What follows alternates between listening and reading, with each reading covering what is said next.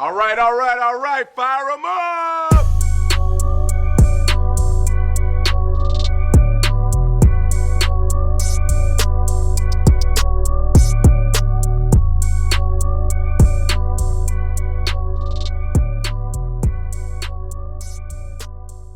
What's going on, everybody, and welcome to the Genre of Your Life podcast, your go-to podcast for all things movies, TV, entertainment, and a podcast I can't wait to see Nick's other best friend, Matt Damon, star along his best friend, Ben Affleck, in The Rip on Netflix this weekend. If you know our South By joke, Nick, you came near brush shoulders with him at South By. Pretty much, yeah. Like I look for every single opportunity to bring that up, bro. It's so funny. Oh my gosh! I was like, kick myself in the. I'm like, I was right fucking there. Because you came back from the bathroom, you were like, I think I see Matt Damon. I think I saw Matt Damon. I was like, oh, really? And then sure enough, you see in the middle of the auditorium, it was like Ben Affleck and Matt Damon. No, when he stood up out, like lit in my head, I was like, Jesus Christ, that's Jason Bourne. Like, how did I was like, how did I miss that? Because he was in Odyssey mode. He saw the long beard and everything, right? He had the beard, and he had like, not that he was like overweight, but like he looked like thinner than I guess like I imagined him. I guess I was like, kind of looks like a. Nah, that's not him. And then when he stood up, you're the one that pointed out. I was like, oh my gosh. Hey. I was so mad at myself. Had like them apples. The quote, the good old Good Will Hunting. But we're not Matt Damon or Ben Affleck, but we are your hosts. I'm one of your hosts, of course. Doug Jones, with me as always, are two of my amazing co-hosts and two of my favorite people in the world. First up, we have the amazing, incredible, wonderful Mr. Nick Johnson. What's going on, Nick? I'm doing good. I'm doing super today. How y'all doing? Good to hear that, my boy. Got a great episode for y'all today. And of course, last but not least, it is the wonderful, amazing, incredible. It's Mr. Moses Lawley. What's going on, Moses? What's going on? Glad to be here. And, second episode of the year, ready to go. Let's get it, man. Let's say hello, Blue. And Blue's here, too. What up, Blue? Blue! What's up, Blue?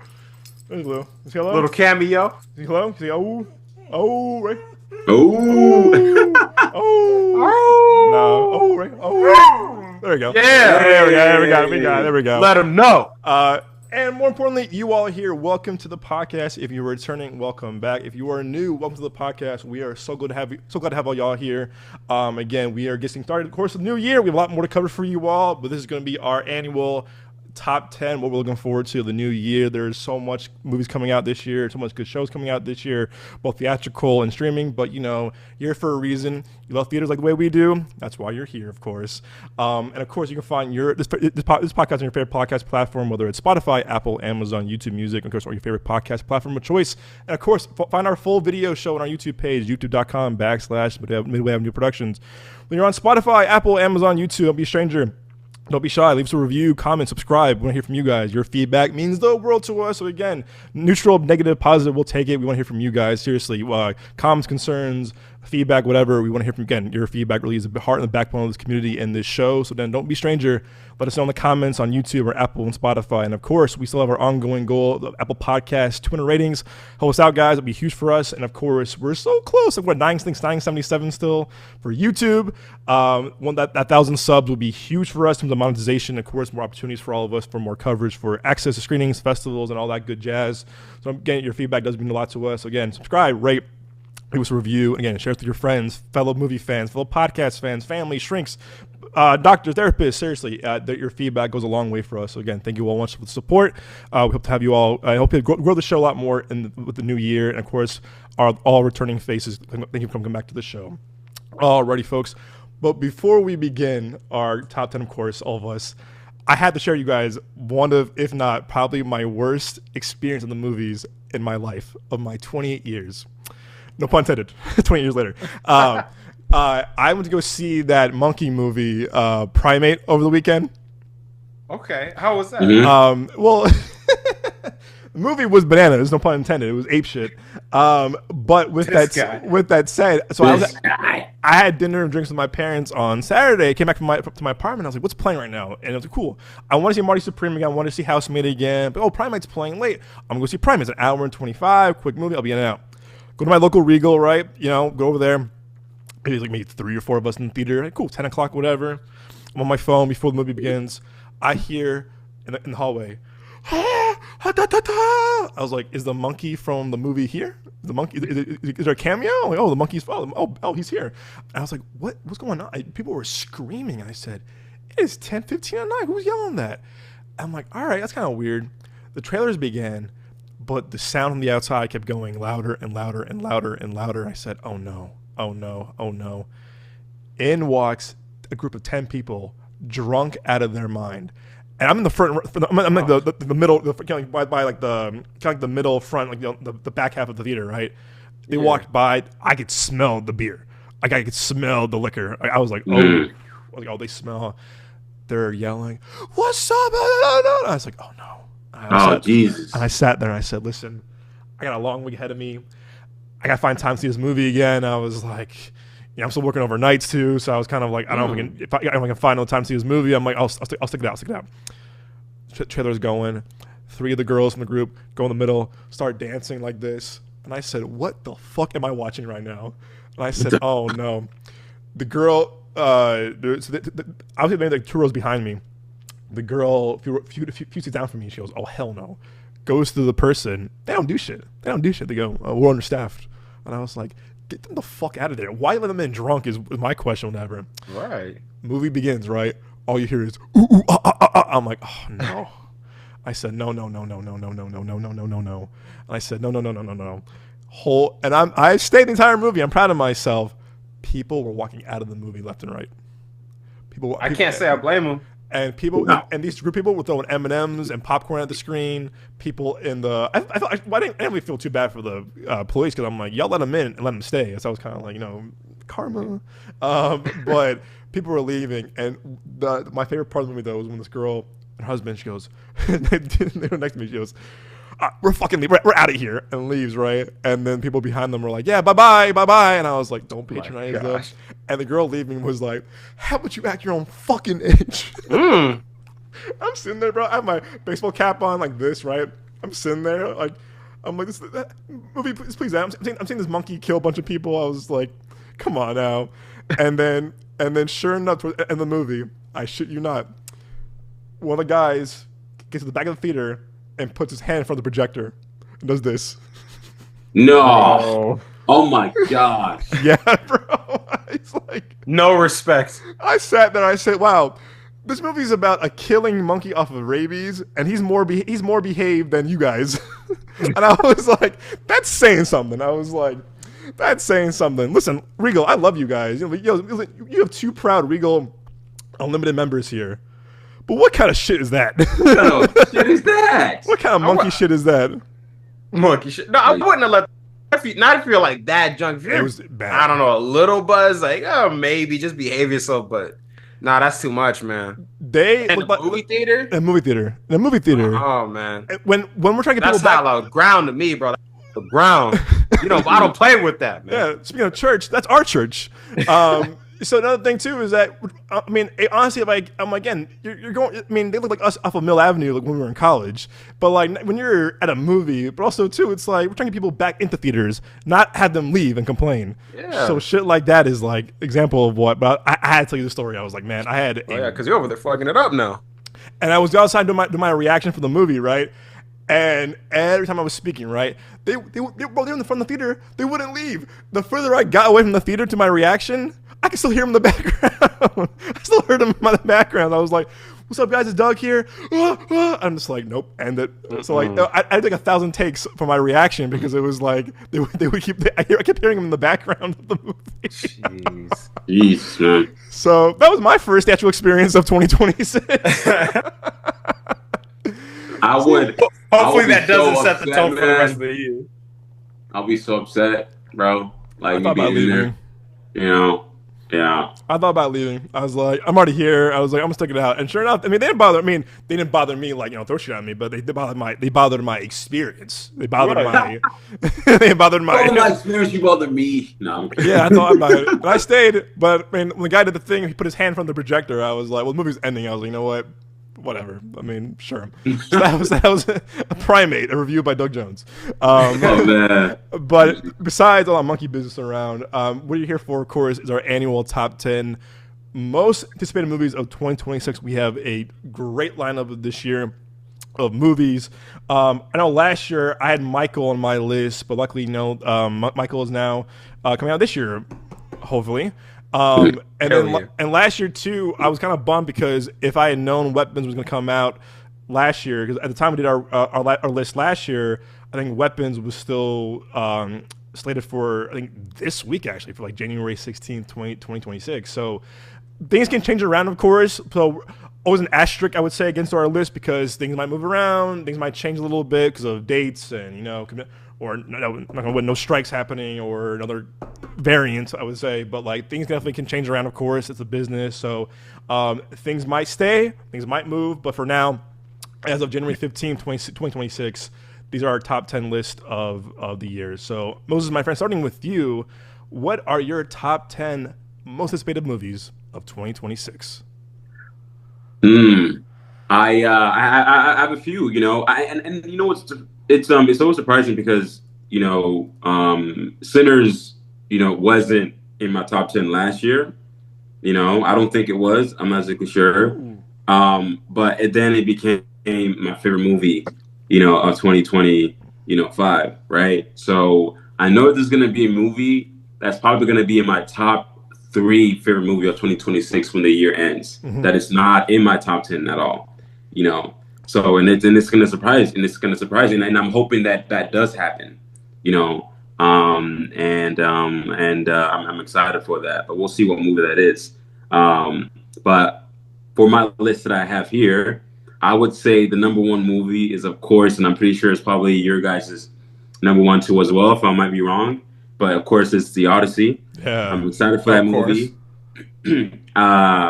IMAX all the way. I'm probably gonna watch it like 5 times on IMAX. We'll see. But it is. I've never been more anticipated for a movie before like that for me since since watching Avengers, Endgame and Infinity War with you guys and everything. And yeah, I'm excited for that movie, man. I'm excited for it. And of course, my second favorite movie is, of course, Avengers Doomsday. There we go. Hell yeah. Yeah, it's been a long time. The last Avengers movie that came out was in 2019. So that's been years, man. It's crazy. 2019. That's wild as fucking think about, bro. Yeah, it's crazy. It's crazy. But I'm excited for that movie. And number 3 is Dune. Both these movies might be releasing on the same day this year, on December 18th. I feel like Dune might move. Mm-hmm. But right now, as of right now, we're officially calling it, Doomsday. Yeah. The title of this event, event film that is happening. Yeah, I'm excited for it. And I'm hoping that, Dune really is a spectacle, just like the second one. I hope that, I know there's not a lot of story in Dune, Messiah. There's not a lot of sort of like crazy sequences that happen in the story, but I'm hoping that, Denis throws a lot of like, layers, into this film and everything like that. That can make it feel like a very much grand event, and I'm excited for it. Yeah, number 4, is Spider-Man. Yes, sir. Brand New Day, of course. Amazing. I cannot wait for this movie. I cannot wait for this movie. We have Daniel, the director. Daniel. I don't want to butcher his name. If I can get it right. I think his great name is on the. Yeah. I said it right. Daniel Destin Cretton. I'm excited for him. He did, Shang-Chi, and that movie was amazing, and the fight sequences for that movie when it came out was incredible. And I'm hoping that Spider-Man is able to fight. I'm hoping that Spider-Man is able to have those kind of action sequences. You know what I mean? And I feel like that and I feel like, I feel like the last director, kind of missed out on having Spider-Man kind of be versatile on his, on his way of, way of fighting, basically, and I'm excited. I'm excited for that, but number four, is the Spielberg movie. Oh yeah. Yeah. I mean, Spielberg will always be my top three favorite directors of all time. Okay. I think this film is a film that I'm excited for. He's going back to the whole alien universe world. You know what I mean? He's diving back into that world, the world that he knows most, and I'm excited to see what he has. I mean, the cast is stacked, too as well, and I think it has an IMAX release. If it does, I will be there on day one. Disclosure day one. On day one, and I think this movie might surprise me, and I'm hoping that it does. Me too. I'm hoping that it does. Great teaser too. Great teaser. Didn't tell us anything. Yeah. Didn't tell us anything. Yeah. Great teaser. Very simple and everything like that. That's a Spielberg I know. But number six is number six is actually Supergirl. Hell I'm yeah. excited. I'm excited. What? What'd you say? Super simp. That's a simp. I'm teasing. Like it's on my list too, Moses. I'm kidding. I'm totally kidding. I was like, what? I'm just a fan of double alliteration. That's the only reason why I wanted to say that. I'm totally giving you shit. I hate y'all. Jesus. Yeah, I'm excited for that movie. And I think the visuals are going to be better. Some people might come for me or whatever it is, but I think the visuals are going to be way better than Superman. And everything, and I'm excited to see what is it? It's Millie Alcock, right? Yep. So, Yeah. okay. I'm excited to see what she does. Seeing the trailer that was released a couple of months ago or weeks ago, I mean, I was like, man, that's she killed it. She kills it. In the trailer, there's a lot of character, there, and you can tell that she's gonna go through a lot in that film, and which I'm really really excited for. I'm excited to see the way she portrays that role, yeah. And you have crypto here too. You got crypto right here. Crypto's also going to be there, of course. But yeah, because I remember watching, the CW Supergirl show and everything, and I'm mostly familiar with Supergirl based on that show a lot. And comparing the two, with this Supergirl and the Supergirl from the CW show, it's like very, very, very, very different, right? The CW is very much. Is more formal, right? Carrying herself very formal and very neat and everything, Yeah. But this one, seen from the trailer, right? She carries herself a little bit more freely, very much free spirited. Yeah, like she's still kind of figuring herself out a little bit. She's still kind of figuring herself out. Or like her place in the universe. Coming of age. She's kind of figuring herself out, but she knows. But she kind of knows who she is. She knows that she's not Superman, or trying to be like, Clark Kent and everything like that, So, which is great, and I know, and it's great knowing that she is, she's completely different, from him, and but yeah, and I'm excited. But the guy doing this movie to me is a super underrated director, Craig Gillespie. He's done stuff like I, Tonya. He also did movies. Dumb Money. Oh, Fright Night. Fright Night. Fright Night. That's probably my favorite horror movies ever. Okay. This dude to me is a very underrated director. You know, he's done stuff like TV, he's done movies, he's done music videos, he's done commercials. Pam and Tommy. I love Cruella, by the way. I love Cruella. Cruella. Okay. I gotta see that one. Finest Hours, Friday Night. I mean, he's done a lot of Lars and the Real Girl. Like he's done a lot of stuff. He directed the Kid Cudi music video for Friday Night. Yep. That was like my first Kid. That was my introduction to Kid Cudi because it was on. I had rented the movie. It was on the bonus. The music video was on the bonus features, and I was like, "Yo, I fuck with this dude, Kid Cudi." I called him Kid Cudi back then because I didn't know how it was pronounced. That's my movie, man. I love that movie, and I love also I love Kid Cudi, but like I don't know. Also, I think Dumb Money to me is super. It came out during the strikes. Great movie. If you can watch it on Hulu, it's awesome. It's very social networky, but a bit more comedic. I mean, also we lived it because it was during COVID. It came out, it was about the GameStop crash, whatever. Great movie, underrated. Great movie, very underrated. Sorry, Moses, my bad. Sorry about that. No. Go ahead. No.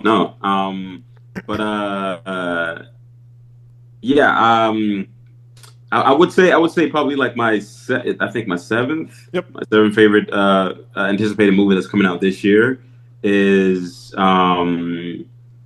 it's probably Michael. Yeah, yes, sir. Yeah, it's probably Michael. I'm excited for that film. We saw the teaser trailer, and I was like, man, this is like I'm excited to knowing what kind of journey they're gonna go with this story of this person of this legend, right? That changed the music industry, and really put a stamp not just like in the music industry but just in society, right? Yeah. And I want to see how they how they portray that in a film. You have somebody who is basically the nephew. I mean, not basically, but is the nephew of Michael Jackson, playing as him, which is great, which is great. You wouldn't expect anybody else to portray that role. That wouldn't exactly be a family member that is playing, Michael Jackson himself and everything. It's like if you can name me one person other than this kid that would be able to play Michael Jackson, then great. But I can't name anybody. I can't even think of anybody. You can't even think of anybody, right? You can't even think of anybody. Austin Butler. I'm kidding. Jesus Christ. I will never want to see that movie. But remember the memes too of like, oh, your new Black Panther is Ryan Gosling, bro. No, those. I'm like, y'all need to put that to rest. Oh God. Timothy Chalamet. Oh my God. Jesus. I know Timothy Chalamet is like your worst nemesis for some reason. Hey, honestly though, if you heard my reaction to Marty Supreme, I can't stand him, but he actually I'll give credits due. He was good in Marty Supreme. I'll give him that. Yeah, much. He was great. I can't argue with that. He's still an overrated actor, if you ask me. But to give props is due, he was good in Supreme. So I'll give him that. Yeah, it was fantastic. I mean, he got a. I think he got an award for at the Globes. Globes, yeah. But remember this? Remember Michael Jackson played this character on The Simpsons? Oh yeah, yeah.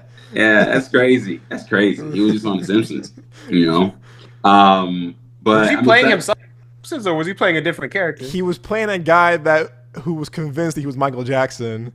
But I think I read something online that legally he couldn't sing on that show though. Like he couldn't sing, but it was still he did the voice acting of that character. Yeah. And he was I think Homer goes to like a psych ward or whatever, and it was like, yeah, I'm Michael Jackson. And he's like, okay, sure. Yeah, sure you are, whatever. And then like he sings whatever and dances whatever. You're like, oh, you are Michael Jackson. Even though it just like looks like Michael Jackson. Oh, he doesn't. Michael Jackson is the fucking goat. I'm sorry, man. Yeah.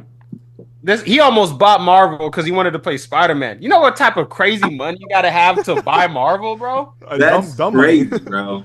Yeah, amusement park in his backyard. That's crazy. That's crazy. I'm sorry, my little rant. I apologize. Sorry, Moses. No, you good. But I was trying to figure out like my next next like top 7 movie or whatever. But yeah, that's up there. As I'm forgetting what I don't know if that's like that's my 7th, right? Yes, sir. Yeah, that was number 7. But yeah, the number 8 is Hail Mary. I'm excited for that movie. I saw a few trailers that's been released and it looks really, really good. It's also releasing on IMAX. I'll be there, of course. My IMAX theater, first day, and I can't wait. I can't wait, and I'm hoping it's good. The visuals looks really, really great. The same DP from the Batman is shooting this. Greg Fraser, so it's gonna look gorgeous. I think he's probably like the only DP that's other than Roger Deakins that's really good at shooting on digital. Yeah. Really good at shooting on digital format and everything, and really pushing that sort of element. I agree. If Roger Deakins would still want to shoot films and everything like that, then I'm sorry, then Greg Fraser wouldn't be top anymore. But I agree. I completely agree. But I'm excited for it. Ryan Gosling is in it and everything. Gordon Miller, baby, they're back. Oh yeah. Hell yeah! This is their first movie that they directed in 12 years. Well, no, I mean, let's be fair. They got screwed off of Star Wars. They screwed over Star Wars because of that. But technically, this is their first, I guess, live action movie that they directed since 22 Jump Street, which is crazy. Wow. Damn. That's crazy. That's crazy. Damn. But yeah, I mean that's up there for me, and my 9th is Mortal Kombat. Huh. I'm a huge Mortal Kombat fan, I play the game. I still have on my PS4 and everything like that. I still have Mortal Kombat, Mortal Kombat 11. So I still play that. I used to play the Mortal Kombat on my phone, the mobile sort of like app, too as well. So it's I'm excited for it. I watched the last film. It wasn't the best, I don't think, but I think they really put in like a really huge effort for this one that's coming out in May. We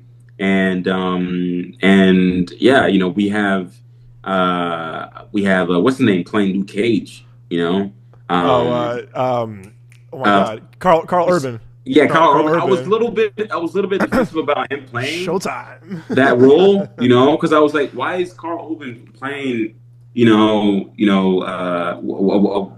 why is he playing, Johnny Storm and everything? Not Johnny Storm, sorry. Johnny Cage. Johnny Cage. I was about to say, did you say Luke Cage earlier? Huh? Did you say Luke Cage earlier, like when you first brought him up? A tad lighter. Luke Cage? No. Because I thought I heard Luke Cage, and I was like, maybe I'm tripping. It has been a long day. We got to run this back. We got to run this back a little bit. I was like, what? Luke Cage? We got to replay that. You said Luke Cage and the Johnny Storm. You thinking Marvel? No, this is Mortal Kombat, my guy. I just told you, he's Mortal Kombat fan. You trying to tell me that I said Luke Cage? Motherfucker, That's crazy. You just said Johnny Storm 2 seconds ago. Nah, don't play that. That's crazy. That's crazy. That's crazy. After the show, we go run the audio back and see what's up. We ought to go audio back.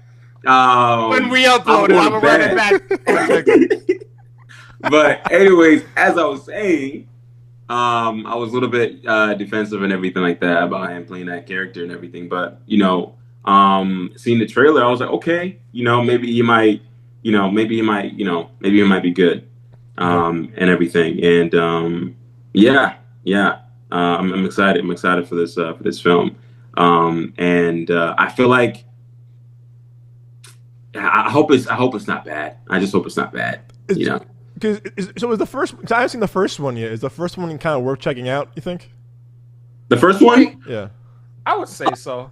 Nick's face was like, because it was in some aspects like it was like it is a cool movie. Like Okay. I fuck with it, but there's just a couple of parts. I'm like, it's like maybe like a little bit corny. I don't Okay. think I would have focused on Get over here. like a particular character, but even that character, like he had a cool like power set. I don't want to spoil it, but Okay. it's good enough to make me want to watch the second one. Okay. Yeah. You know what I didn't like how we were so focused on this character that kind of felt like a, like a creative character. Oh, really? Like the Yeah, like character they made him for the movie. Like they made him for the one movie. of those. Oh. Yeah, You know what I because mean? it was like almost every It's like a other playable character that you would just create, on like Oh. 2K or something like that. It's like No, yeah, because it was like I kind of wanted to focus on like almost any other character, like any like other this character, dude- Yeah, they got my man Jax right here because he was you mentioned Yes. Supergirl earlier. He was James Olsen on Supergirl.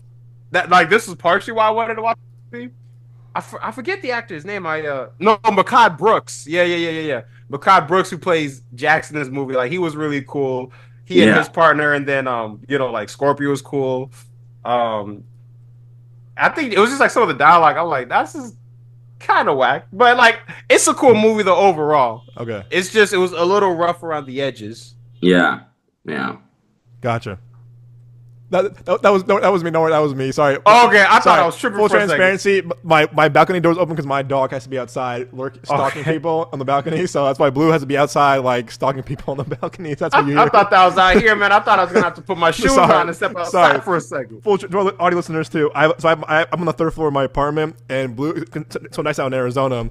My door's open so Blue can people watch on my balcony, or cat watch that too. But yeah, I'm excited for it. We'll see what happens. But yeah, I think it's also coming out IMAX. I'll be there. IMAX. Day one. Finish it. And yeah, my last is I'm excited for I don't really know Master of the Universe so much. Okay. So I'm excited for that. I don't really know the universe as much or anything like that, but I've been hearing things about it, and it's up in my top 10 because of my curiosity to kind of know what's it all about. Mm-hmm. All I know is that Idris Elba's in this movie. I think That's all we need. that's all I know. You know what I mean? And that's pretty much it. I don't really know the characters as much. Jared Leto. Nah, I'm out. Wait, Jared Leto. He explains. I'm out. Skeletor though. I mean, I know he's kind of like. Oh, he's playing that guy. Oh, Yeah. wow. Like Skeletor makes sense for Jared Leto. He's kind of like the hello, like the very kind of zany kind of voice, right? Yeah. Yeah. We'll meet again, He-Man. That's it. See, I never watched He-Man. I know it's hilarious. It's Amazon. That's I know this is an Amazon project and everything. So Oh really? Oh yeah, they that's right. had Cartoon Network had a cartoon Oh yeah. show for it. Like it was like 2002, 2004, whatever the fuck. So I kind of like vaguely I'm aware of it, but yeah, I didn't really I wasn't like the biggest like fan of it. Like it was cool for what it was, but it wasn't like again, I'm a DC guy, so like at that point I was like more focused on like Justice League, but I remember it being like kind of cool, like having fun with the show, but I'm curious about this movie though. They've tried. This movie's been like development hell for like 20, 30 plus years. Like wow. I remember like I think Adam Smasher from like Noah. Yeah, that's right. Like That's right. Attached to the role at some point. That's right. I think like I heard like Chris Hemsworth's name was being thrown around. I heard that too. Wow. It was in like it was like at one studio, and then Sony had it, Warner's had it, I think Paramount had it. It was like it kept bouncing around from studio. What kind of concerns me is because when I heard that last time, that's what happened to Gemini Man, where it was like at this studio, that studio, this studio, this studio, this studio, and then like this person, this person, this person. So hopefully they cracked the code. Travis Knight, who's doing this, who actually I'm a fan of. What else has he done? He did. He's the head of Leica, who did like Coraline and Kubo and Paranorman. Bumblebee was decent. It wasn't great in my opinion, but it was cool. It was fine. It was Okay. fine. He's the creative head of all the stop motion animation at Leica. Okay. Nice. Nice. So I respect that. Also, the son of Phil Knight, the CEO of Netflix. Mm-mm. Really? Yeah, yeah, yeah. I didn't know what to think about that for a second. Travis. Oh yeah, Travis Knight. That's yeah, yeah, yeah. I was watching. I was watching Double Toasted recently, and they're talking about him. How yeah, he's the son of Phil Knight, the CEO of Nike, who Ben Affleck played in that movie Air. Okay. Wow. Wow. That's Wait, wait, really wait, fucking cool. wait. The So he's head of Leica. Leica did your Coraline, and Paranorman, and Kubo, and the Missing Link. Yeah. Wow. And his dad is Phil Knight, who's the CEO of Nike. Nike. Yeah. It's crazy. So yeah, so he's I honestly like I think I like. Wait, Doug, did you say Netflix earlier? Sorry. Yes. See, yes. Sorry. everyone's saying the wrong shit now. Sorry, What's going on here? Sorry, Phil Knight. Phil Knight. I thought I heard you say Netflix, and I was like, let me not say nothing. Phil Knight is the CEO of Nike. Earlier. Nope. No, I appreciate it. The thing with Luke Cage, I was pulling up the image. So I zoned out a little bit, but see, when I speak up, it's some bullshit. You said what? No, I'm I'm kidding. teasing. No, but I do like I'm a big fan of their stop motion animation. Well, a couple years ago, me and Moses went to this really cool Hollywood thing. I remember we were downtown Hollywood. It was that animation Oscars panel we went to. Yeah. That was really cool. Yeah. And Leica was there. Lord and Miller were the moderators because they won the year before with Spider-Verse. Yeah. But I'm a big fan of I'm a big fan of stop motion animation, even though the movies kind of flop and kind of don't do well, unfortunately. But I still respect what they do for animation and it's art, man. Craft, dude. It's so hard. It's crazy, you know. And I hate when people try to kill off an art form that is, you know, that is good, you know. But yeah. Anyways, I'm excited for this movie. We'll see. I'm not like it's like probably like my least anticipated movie on my list, you know. But I'm excited for it. But I wanted to shout out like another movie that I'm also excited to see, but it's not in my top 10 is probably Scary Movie 6. You know, I think that's up there for me. I'm excited for this movie. Yeah, I'm excited to see they got the whole gang back. You know, they got the whole cast back and everything. It's like what? You know, it's crazy. It's crazy. I'm excited for this shit. You know, I'm excited. Fuck for this one, dude. Yeah. If it comes out of IMAX, I'll be there day one. That would be crazy. I honestly, if it's a pretty empty weekend, you never know. Never know. You never know. Yeah. Me and Nick were pitching ideas when we were in line for South by last year. We were pitching ideas. Oh yeah, what movies do they were gonna parody? Yeah. Dude, they're gonna parody like all they're gonna definitely Sinners for sure. Sinners, Get Out for sure. They're shooting Get Out. They're probably gonna do Long Legs for sure. Long Legs. Yeah. What other? I could kind of see Weapons maybe. Weapons. Probably an Ari Aster, either Hereditary or Midsummer. One of the two. Oh yeah. One of the Midsummer for sure. Like for the Wayans, but there's a lot of material for Midsummer. Yeah. They got a lot of stuff. They got a lot of maybe Us. I would assume they're probably gonna do Get Out and Us. Yeah. Probably Jordan Peele stuff. Yeah. That's a good one. All right, Nick. My friend, the floor is yours. Your top 10 most anticipated for 2026. So for me, in no particular order, I got Michael.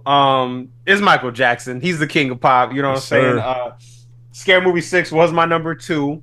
The Odyssey, of course. Supergirl, Doomsday, Spider-Man, Brand New Day. Number 7, I actually had Digger. Ooh, really? Okay. Yeah, just because it's like, you know, I like Tom Cruise a lot as an actor, and like the Mission Impossible franchise. I really do want to see outside of and I don't know what this movie's gonna be, and I don't know what it's gonna be about, but like I do want to see him like just do something different. Yeah. You know what I'm saying? Because he's a really good actor, and especially because this is the director from that did Birdman, right? Yes, sir. Birdman. Oh yeah. And the Revenant. Yep. And he did the Revenant. Oh hell Yep. yeah! I'm super excited for that. Yeah. Yeah, Dune 3 for sure. I love those movies, and like when I'm at work, sometimes like I'll listen to a podcast where they go into the lore of Dune that Frank Herbert created, like in all of the sequels, and like I cannot wait till this movie comes out because like Doug, there's some shit that happens. It happens like after this movie, and I'm like, when I found that out, I'm like, this shit is insane. I don't know how like they could adapt it into a movie for sure, but it's just like, oh my, it's insane. And then for number 9, Robert Eggers' Werewolf. Oh, really? Yeah, because I like those. I have not been disappointed by Robert Eggers yet. I love the Universal monster movies, and you know, like the werewolf. That's one of my favorite characters. I think it's werewolf. Yeah, for me, like Werewolf, Frankenstein, and Dr. Jekyll and Mr. Hyde are my favorite ones. My favorite characters. My favorite horror monsters. And, you know, they got Aaron Taylor Johnson in it. Like, he's an actor that I feel like he's a really good actor. Like, I do want to see him in more, which leads me to my number 10, which is 28 years later, The Bone Temple. That's right. I'm really looking forward to that. Because, like, I like the first 28 Days Later movie a lot. I just liked how, like, it was filmed, I believe, on, like, a camcorder. And this is, like, a 2002, 2003 camcorder at that, so the shit was just looking grimy as hell. But it adds, you know what I'm saying? But like it adds to the horror of it because it makes me feel uncomfortable to watch, which it works for a movie where it's like every minute is survival. Because I was thinking about it the other day, I'm like you know, typically if there's like a zombie apocalypse movie or whatever, I gotta go on a slight tangent. His pose right there, that's the demon pose of it's called like Baphomet, where it's like the head of a goat and shit like that. Yeah. That's satanic. Yeah. And he got the upside down cross too. Man. Yeah. You know, Satan, I rebuke you in the name of Jesus. But with I was thinking about the other, because typically with like zombie apocalypse movie, it's like it takes place like years after all the shit went down. And I was thinking about, I'm like, wait, like it just kind of clicked for me. Like the title's 28 Days Later. Like it's only been a month, and you already saw like how fucked up everybody was in the head off of this shit. So like this 28 years later, and you know, like I saw 28 Years Later. Like I love that movie. I listen to the score, the soundtrack by Young Fathers every now and then. The track Boots that they did for it, that they had in the trailer, like that's probably my favorite piece there. And you know, this one they're delving into Ralph Fiennes' character, the boy. I'm just super for it. I'm wondering like how he's gonna, like, how long is that dude Samson gonna last in it, bro? Because like Samson's like one of the scariest fucking characters in this movie. But I'm excited for this, and it's gonna be a trilogy overall, at least like hopefully. So I'm really looking forward to that. And yeah, like Danny Boyle movies, they are just incredible, especially the horror movies that or I guess specifically the 20 Days Later franchise movies that he does. But yeah, that's my list. I didn't have much to say, I'll be honest with you, but I'm looking forward to all of it, man. Yeah, that's it though. I think if this one does well, is he coming back for the third one? I think so. Okay, I heard something. If this one does well, they're gonna bring back Cillian Murphy for the third one as well. I would love that. And again, like with this one, because it's Nia DaCosta directing it. Huge fan of her. That's like Candyman. That's another reason why I'm looking forward to it. Because I've only seen Candyman. I didn't see the Marvels, so I'm not incredibly familiarized with their work as of yet. But at least as far as horror movies go, she fucking kills it. So I'm ecstatic for it. I'm really looking forward to all of that. I read something that I think she had a dip on the Marvels early to do this movie. I read something where she because they had like I think she still did it, but she kind of directed over Zoom. Yes, you know? yes, directed over Zoom and everything. Okay. She had to jump into another project which that she did with Tessa Thompson called Hedda. Yeah. Right. So she had to jump in and do that because that was her creative passion project that she's been developing for a very, very, very long time and everything. And it's based off a play that she had been kind of developing and everything like that a long time ago. She kind of had to do it, because of that. So, but she still took the means of like making sure that she was able to execute the Marvel's film over Zoom and everything, completed over Zoom. I almost want to see the Marvels. I think, man, I think that it got killed because of like social media. Because whenever like the Captain Marvel character comes up, like people just fucking rag on it, which is it's a shame. It's a little unfair, but it's unfortunate. You know what I mean? And people were shitting on it and everything like that because it was female led and everything, and it was people were talking about it being, I hate this word, woke, whatever, blah blah blah. And even that term woke, it's been they don't even know what it means anyway. No, it's been so bastardized, like over the longer people use it, the more people misunderstand what it means. Yeah, I don't even know what it means, man. But anyways, I don't want to get too woke. No, I'm the wokest person you're ever gonna meet. I'm awake right now. I am very, woke, but in a very different type of woke. You're talking about woke in the original meaning of. I'm talking about the original, not how they use it now. Yeah. You know what I mean? I've been drinking tea all goddamn day. Hey, stay woke always. You know what it was too? Unfortunately, I think the Marvels came out at a time where people were like, "What the fuck is Disney doing?" Because they were putting out Secret Invasion, Quantumania. That's why I didn't watch it. I was just like, it just kind of feels like it's a bunch of shit coming out right now. It came out at the wrong time.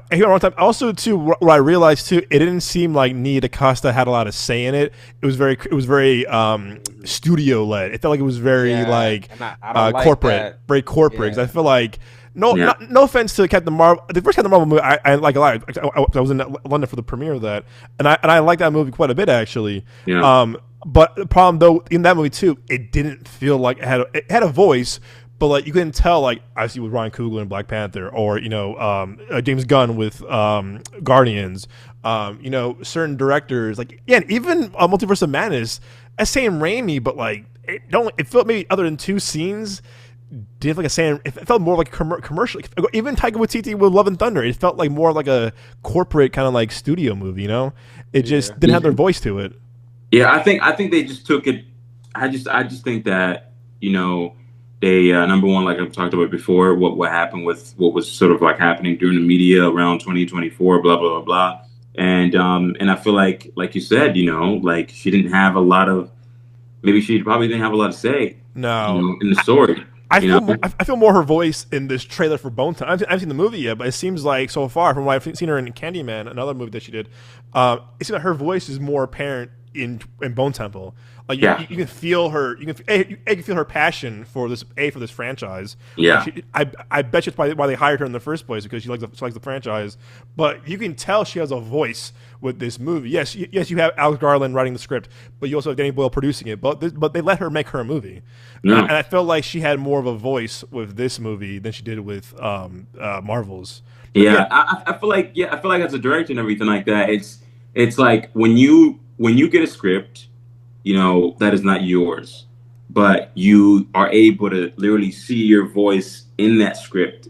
You're able to realize, what, I can really tell this in a way that is my own voice too as well. Totally. If you're able to do that, right, then you have a good director. And I think that's what, she is, Nia DaCosta and everything like that. Yeah. But yeah, I'm excited for Bone Temple, Me too. Wait, it's probably already out right now. Too. So I'm probably gonna check it out. Out right now. It came out this afternoon. Yeah. So I'm hoping. Let's see you real quick before we do my top 10. Box office. I will see. I'm a little bit nervous to the box office for it, but if it hits at least 20 million opening weekend, I think it'll be fine. Yeah, if it beats Avatar, if it kind of dethrones it, because I know Avatar has been literally number one for the past couple weeks already now. If it at least kind of like dethrones Avatar, then I think it should be fine. I think I think so. Yeah. Because the last one, the last 28 years, the last one came out back in June. It did well enough to do a sequel because I think they were like it's going to do 50 mil opening weekend, but it made like 30 mil, which I think again to be fair though was still I think again it's a hard movie to sell because of how out there this franchise is and how graphic this franchise is. And remember, the first two weren't big box office hits either. The first two were cult classics. The first one was a cult classic. The second one was like kind of more like DVD kind of. It still made money, but wasn't like a big. It wasn't a conversation starter the way the first one was. Yeah, it was the cast was pretty stacked though for the second one. Oh, you know, Jeremy Renner, Idris Elba was in it. Rose Byrne. Yeah, Jeremy Renner was also in it too as well. I think it's pretty good too. It's like, what the hell? It just was. I gotta watch it again. It just 28 weeks. Hey, my bad. It wasn't as talked about the way 28 Days was. You know, it wasn't like. And also too, they didn't have Alex Garland come back or Danny Boyle come back, so it was like a whole new cast and crew. Who did that one? Juan Carlos Fresnaldo, who did a movie called Damsel. Did Damsel? Okay, I'm familiar with that one. Can I quote the great Daimon Hansu? Who? Well, go to Intruders. I think I might have seen that one. Yeah, that one right there. Let's see. Okay, did I see this one? I look pronounced. Wow. You know what? I saw this one. I do not remember shit about it though. The only thing I remember about this movie, all due respect to this dude, only thing I remember about this movie was just how disappointed I was at the end. Because when I turned the DVD to the lady, like she's like, "This movie was whack, wasn't it?" I was like, "Yeah." What, Intruders? Yeah, like it was a whack trailer too, whack poster too. No, because they were like up to something. I remember. I don't want to spoil it, but like I had to tell you like when they make like the revelation at the end, like this is what it was all about. It was like, what a waste of fucking time. The same. Remember the Bye Bye Man? Shit ass movie too. Yeah, that movie was pretty ass. I feel like the concept of the Bye Bye Man is interesting. So like bad. He just like he exists in the mind, so it's like if you think about him, then he kills you or some shit like that. But I remember the movie was just bad. I forgot who it came out when we were in college. I think freshman year. I think it was spring semester of college, or freshman year. I forgot who I saw it with. But I remember walking back from the AMC on Mill, and I was so mad. I was like, "Whoever picked this movie, don't talk to me for a week. Like, we're on probation right now because I'm not happy with it." He said, "We are not friends no more." That movie was boo boo AF. Yeah. So yeah, I think Ryan Moses. I think 25 mil seems pretty ideal for this movie. Yeah. Because also, I remember talking to people when the 28 years came out. Because I remember you just watched it recently, Nick. But when I saw it, I was saying, "Oh, I liked it. I liked the movie quite a bit." But I thought it was, to me, I thought 28 years, the last one was like, I feel like sometimes for me personally, it was two different movies kind of going up kind of against each other. Like the first half with him and the son, the son, and the end. And also I'm a huge Ray Fiennes fan. And I like there was I thought there was the scene, even the scene with like the soldier with the phone and the little boy. Yeah. It was like, oh, this is my girlfriend. I was like, this looks like a Photoshop photo of a girl. I was like, it was kind of like, where is this movie going exactly? Like, I think it's in some ways like a commentary on just like life nowadays in general. So like, I get that, but I was kind of wondering like, what is the point of this dude? Like, besides that, like. It was like a plot device in a way, and I do that scene. Right, the scene that works though is at the Bone Temple when it's him, the son, and what's homegirl's name? Jodie Comer. Yes, Jodie Comer. Like that scene works fantastic. That shit. Oh, I was eviscerated. That's a fantastic scene. That's a fantastic scene. But then I remember I was talking to people over the summer with this movie. And I was talking to people about it, and people were like, "Hey, yo, fuck that ending." And I was like, "Oh, people were angry about that ending." And I was like, "It didn't bother me." But I was talking to people who had a visceral reaction to the ending. I was like, "Really?" And I was like, "I get it," because like you wouldn't expect something like that like out of a movie like this, and you know, so it's like I get like it feels like it comes out of left field, but it's for me, it's like it doesn't come out of left field. It's just. All of this shit has already like always been here in this world. It's just we haven't like explored it yet. I agree. Why would everything be exactly only like how it was on the island. Like Right. if there was like some survivors out there, and especially with the past, like Jack O'Connor's character, like so some shit would go down. This motherfucker would go crazy. Yeah, people were angry about that. Angry about the ending, and I was just like, oh, okay, well, man, I don't know. But I think people might be more forgiving with, because I think this one's getting good reviews. I think if this one delivers, I think they'll probably be a bit more forgiving of that ending. But again, it didn't bother me too much. But people I talked to were just like, "Oh, are you kidding me?" And I was just like, "Oh, it was shit, my bad." It was weird for sure. It was definitely weird because it's unexpected. But yeah, it's like, it's just like a little it's like a little teaser for the next one. It was trying to equal bait you, like shove that down your throat. But it's just, hey, you know, there is more story to tell. I agree. I agree. I think they're a little harsh on it, but yeah, we'll see. It'll probably do well this weekend. Alrighty, so for me, let me pull up my list real quick. Here we go. Like you guys, the Odyssey. I mean, listen. I mean, I have the thing by my desk still. I have my ticket by my desk still. So like, obviously, like, I'm looking forward to this. That's gonna be a fun press screening to cover with you guys. Of course, it's Nolan. It's the first movie shot entirely on 143 IMAX cameras. I mean, come on now, like, you can't like not deny like how this movie's so anticipated that this man sold tickets for his movie a year in advance. Who does that? Like, who does that? That's crazy fucking work. I hope somebody asks him that question when he gets to, you know, that press area, when he gets to his press junket, where it's, hey, why did you decide to, you know, like sell some tickets early in advance? I hope so. I really want to know. There has to be a reason for that. I hope so. I'm totally with you on that. Someone has to ask that, either on the red carpet or during the press junket. Like, someone has to ask that question. But yeah, I'm not a big, honestly, you know me, like, I'm not a huge like period piece kind of person. Like, I'm not, like, it has to be done, like, obviously with Sinners, it worked as kind of like, it was like a period piece, but with horror vampire to it. Or Marty Supreme worked for me because it was like the Safdie brother touch to how crazy and anxious I was watching that movie. So for me, I'm really big on period pieces. Like, it had, like, make it like worth stylistic. You like, you know, stylistic, you know, yes. period. Yeah, 100%. Spot on, bro. Spot on. But yeah, come on, Nolan, IMAX. The cast is great. I'm looking forward to seeing Tom Holland actually act as well. No offense to him in Spider-Man, but I feel like he hasn't done much post Spider-Man that's been good. I would say, like, Uncharted wasn't that good. Cherry was not that good. I haven't seen him really kind of like get a role that kind of challenges him, I would say. If that makes sense. Yeah. You know, again, he's a great Peter Parker. I thought his performance in No Way Home was probably his best, personally. But I haven't been really seeing anything out of him as of the Spider-Man Peter Parker where I was like, damn, bro, you were good in this. I'm kind of like, oh, you were cool. Like, it just wasn't anything like, you know, to rave about. So I have that. Of course, Odyssey.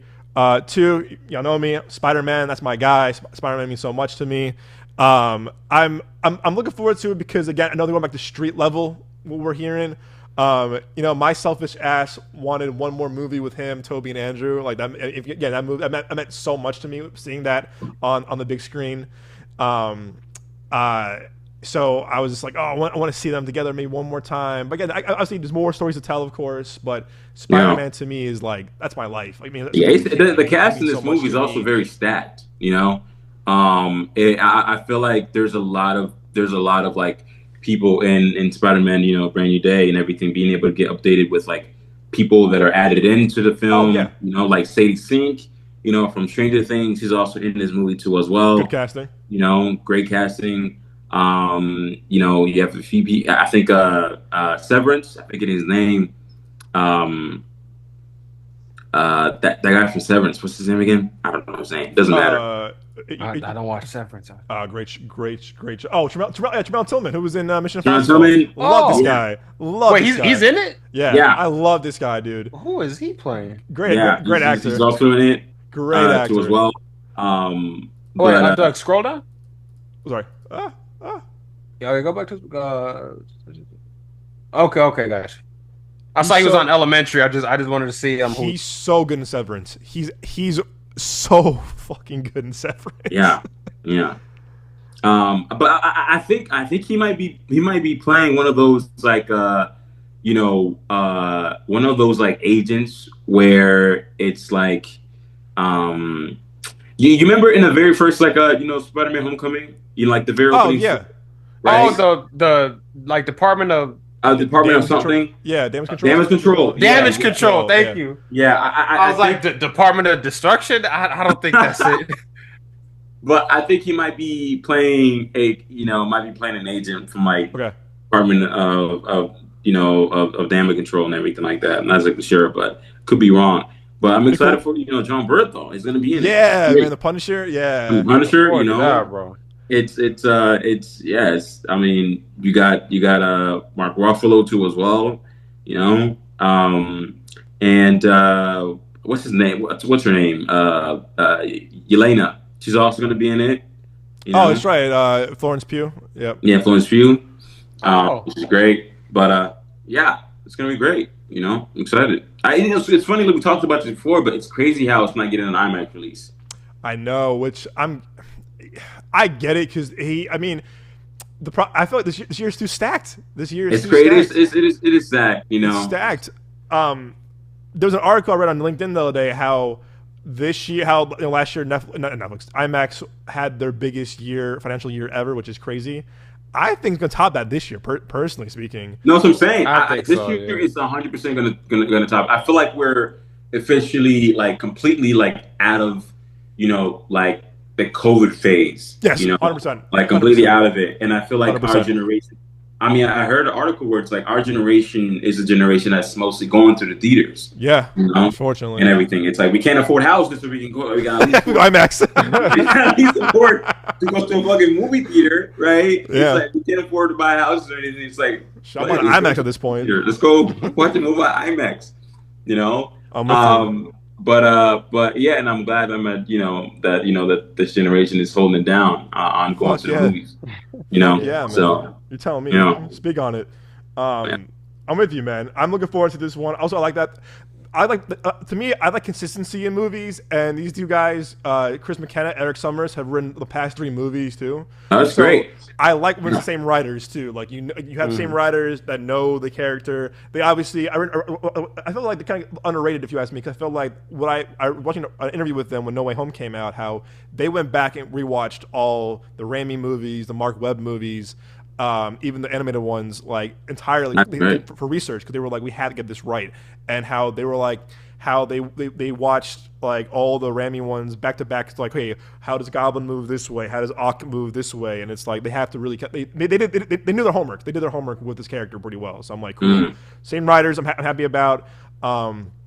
Again, I still think it's too soon to bring back Zendaya and Jacob Batalon so soon. Like we just lost them. The only way that I could see it working would be like if when he's Spider-Man, like he's in his suit, like he's kind of like on a like he's kind of like keeping an eye on them, but like from a distance, he just seems like they're like hanging out or whatever. Yeah, I was gonna say that. I was gonna say, like I get why they're back. Number one, it's like why wouldn't you bring freaking Zendaya back? It's Zendaya, like who's she's a great actor, and she also brings in money too as well. But number two, it's like in terms of like story, it's like I feel like Peter Parker is somebody who holds people who he basically cares about, like very deep down. It's like he wants to make sure that they're okay, like what you talked about right now, just Nick. It's like he will like Peter Parker will probably just like, I don't know, swing by at the place that they work and probably see what they're doing or whatever. Not exactly telling them like, hey, I used to know you before. That's who I am. I'm fine with that. But not like, don't bring them back the way they were prior to No Way Home, because that was so emotional. No. I feel like they're definitely out of that. I think it's going to be a completely different approach. We'll see. I didn't write the thing, but we'll see. Yes, you did. Don't lie. Jesus Christ. They can book me for Miles Morales now. You were on set. Yeah. You're right there, bro. Hold on. What do you mean? You're right there on the set. There you are. it's fine having them included, but like I just still like we just lost them in No Way Home. That emotional ending was so sweet, where he goes to the coffee shop and he sees both of them, and instead of telling her like who I am, he puts that note back in his pocket, and that gets to me. Whenever I watch it, I'm like, oh, he wants to say, hey, I'm so and so, but he can't. So just maybe just have. I want to see some maybe time has progressed since then, so we know that he's Yeah. It's that arc. It's having that hero's arc. I think when it jump, I think I might have heard something, but it could be a rumor about how we might jump in 4 years. It has to be. Just like a couple of years. Yeah, we have to. Him graduating from like high school and everything like that. So, yeah, which would to. be a good idea. We have to. Can't wait. Spider-Man is my life and a big part of why I love movies and comic books. So I can't wait for this. I love No Way Home. And I can't wait. I'm so hyped for this one. So that's number 2 for me. Spider-Man. 3, Michael. I think this was my 3rd or 4th movie on my list last year before they moved it again. Again, it's my boy Antoine Fuqua doing this. It's a little different for him because he's done more of the action, more of the drama, more of the thriller. To see him kind of being very different. He's doing a biopic. He's doing a biopic about probably the biggest pop star that will ever live in this generation. No offense, Taylor Swift, but like you can't really top what Michael Jackson brought to music, pop culture, and just the zeitgeist of it all too. And whenever I see that teaser in theaters, I got goosebumps. From the different songs included, whatever, to it just works, and it's a great teaser because it don't show you much. It shows you kind of a glimpse of what we're gonna see, how they recreated all these kind of cool things, the dancing, the music video, all that kind of stuff, whatever. I'm moonwalking every time I see that trailer, bro. out of the screening, out of the press. Well, I'm excited. People involved. Again, the good writer. You have a good writer involved with John Logan, who's a solid writer, if you ask me. Wow. But yeah, it just works. It works. Yeah. Only thing is that the guy who produced it also produced Bohemian Rhapsody. I'm not a big fan of that movie because I think it was a little Hollywoodified of like the real story of like Freddie Mercury and everything. Yeah. But it made money. It's crazy. Money. And it made almost $1 billion. It made money. It got Oscars. Crazy. It got Oscars. Yeah, it's crazy. It's wild, bro. I was like, it made how much? It made so much money. It's like closer to like Oppenheimer. Yeah. It's like I saw that and I was like, okay, I'm glad that they kind of name mentioned Bohemian Rhapsody in the trailer because of not exactly for story reasons or anything like that. It's for the regular audience. It's for the regular audience that might have saw Bohemian Rhapsody and everything, and realize, wait a minute, the same people that made Bohemian Rhapsody are making a Michael. Like, I'm in. Yeah. So it's a bummer because I feel like it says, from director Antoine Fuqua, we know who that is. But not the average going audience will know who that is. Right. But we do. I'm sold from Antoine Fuqua. The regular audience is sold from Bohemian Rhapsody. And then the film people, we know who Antoine Fuqua is from his filmography. Yeah. So I don't know. I'm looking forward. Again, I'm not the biggest Michael Jackson fan. I mean, obviously his music's great, but like to me though, I'm looking forward to the storytelling from Antoine Fuqua, from the cast perspective. Yeah. That to me, I'm more intrigued by like just. And also too, he's top 5 filmmakers for me personally. So it's like I want to see what he does with this biopic and what he was given to work with too. Yeah. So. Also, too, good cast from again his nephew to Nia Long, Coleman Domingo, Miles Teller. Like it's a great cast. It's got a good cast. So I'm looking forward to it. So that's for me. That was number 3, 4.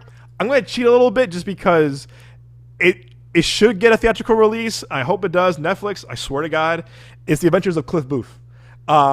And also because, just because Hollywood was my favorite movie of 2019 when it came out. I like it more and more when I watch it.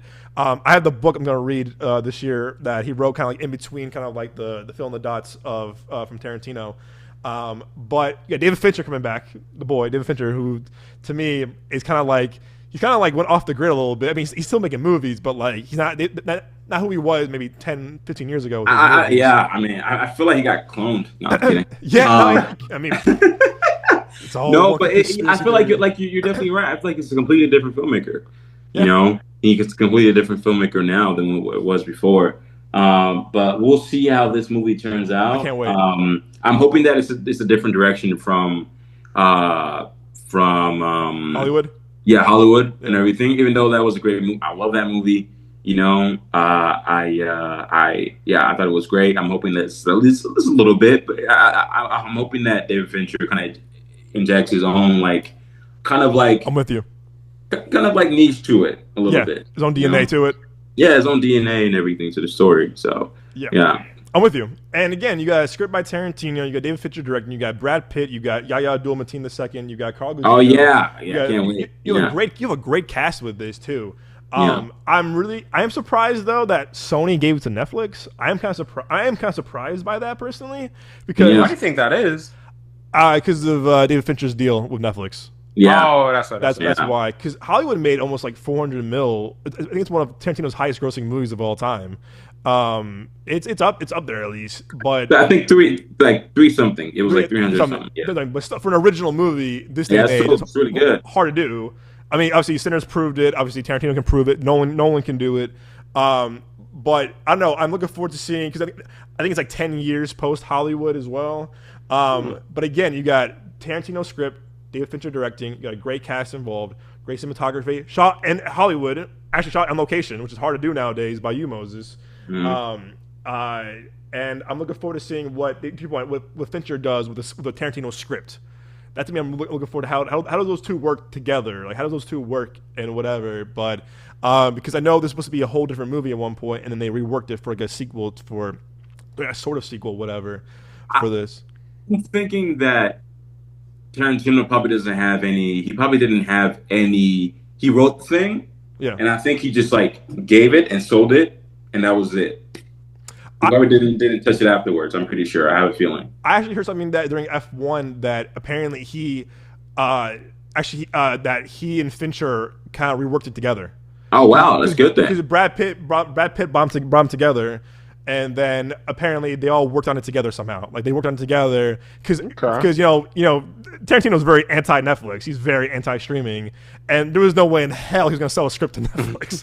So and also this is his first movie that he hasn't directed of his script since True Romance in 1993, and I love True Romance. So I think Brad Pitt had to bring them together to get him on board for the script. So, but still though, Fincher and Tarantino together is pretty cool. That's a pretty cool. It really is combo together. That's a hell of a matchup right there. So again, hope it's good. Hope it's worth being made. Like, Wait, can you click on that photo right there? Yeah, that's oh wow, that's crazy. The Becky, yeah, It's from Tenet. Yep. Tenet.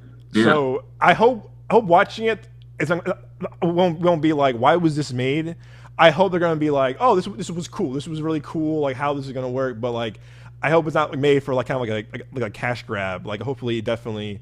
I mean, I don't think it will be a cash grab. No, Netflix. You know? Netflix. But I hope Netflix really gives this a full. Yeah, you bought WB.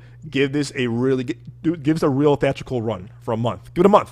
Give it a month. So that's what. Like again, I love Hollywood. I love Tarantino. I love David Fincher. I love Brad Pitt. So number 4 for me. Number 5, of course, Dune 3. Like Dune first one a lot. Love Dune Part 2. Denis the boy. He's not made a bad movie. I think it's possible to make a bad movie. And honestly, I can't wait for him to do Bond after this. I cannot wait for him to do James Bond. Yeah. Oh my gosh, dog. I cannot wait for him to do Bond. I'm so fucking excited.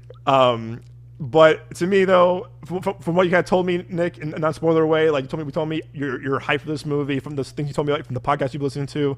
I'm excited. Apparently, Pattinson's playing like a villain, which is so cool too. Like I think Rob Pattinson is a great actor. Yeah.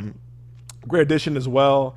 I'm looking forward to how he expands this world and completes his trilogy and kind of see where we go, and how he kind of ends it. But yeah, I can't wait for this. And IMAX on 143 IMAX too. Oh, can't wait. Day one, we're there. Talked about a little bit last week as well. Doomsday. I'm getting more excited for this movie the more we talk about it with all the speculations and the trailers we're seeing, whatever. I've still skeptical because I'm like, do we need RDJ back? Do we need Chris Evans back? But I do trust the Russos with these characters more than a lot of other people, despite their movies post Marvel have been that great. But I do trust them in terms of like them knowing the characters, whatever. I'm hearing rumors too about we're gonna see Tobey Maguire with Hugh Jackman Wolverine. Like that's be crazy. Like, and it seems like this is gonna be a huge setup for Secret Wars as well.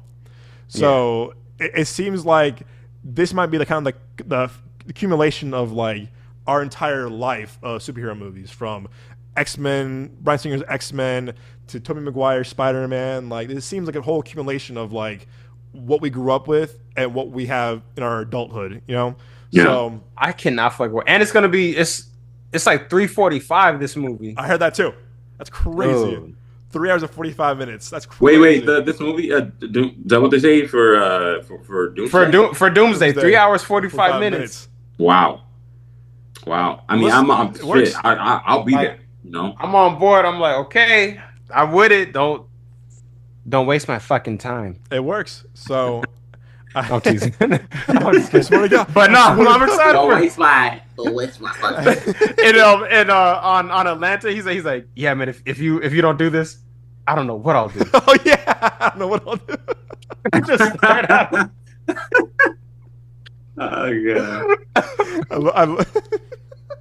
I watched a TikTok today. It was like, Paperboy, that's you? He goes, hey, no, it's me. He goes, you're wearing a non-brand hat. He goes, look, that's Chris Evans right there. He turns That's crazy. It was a random movie show.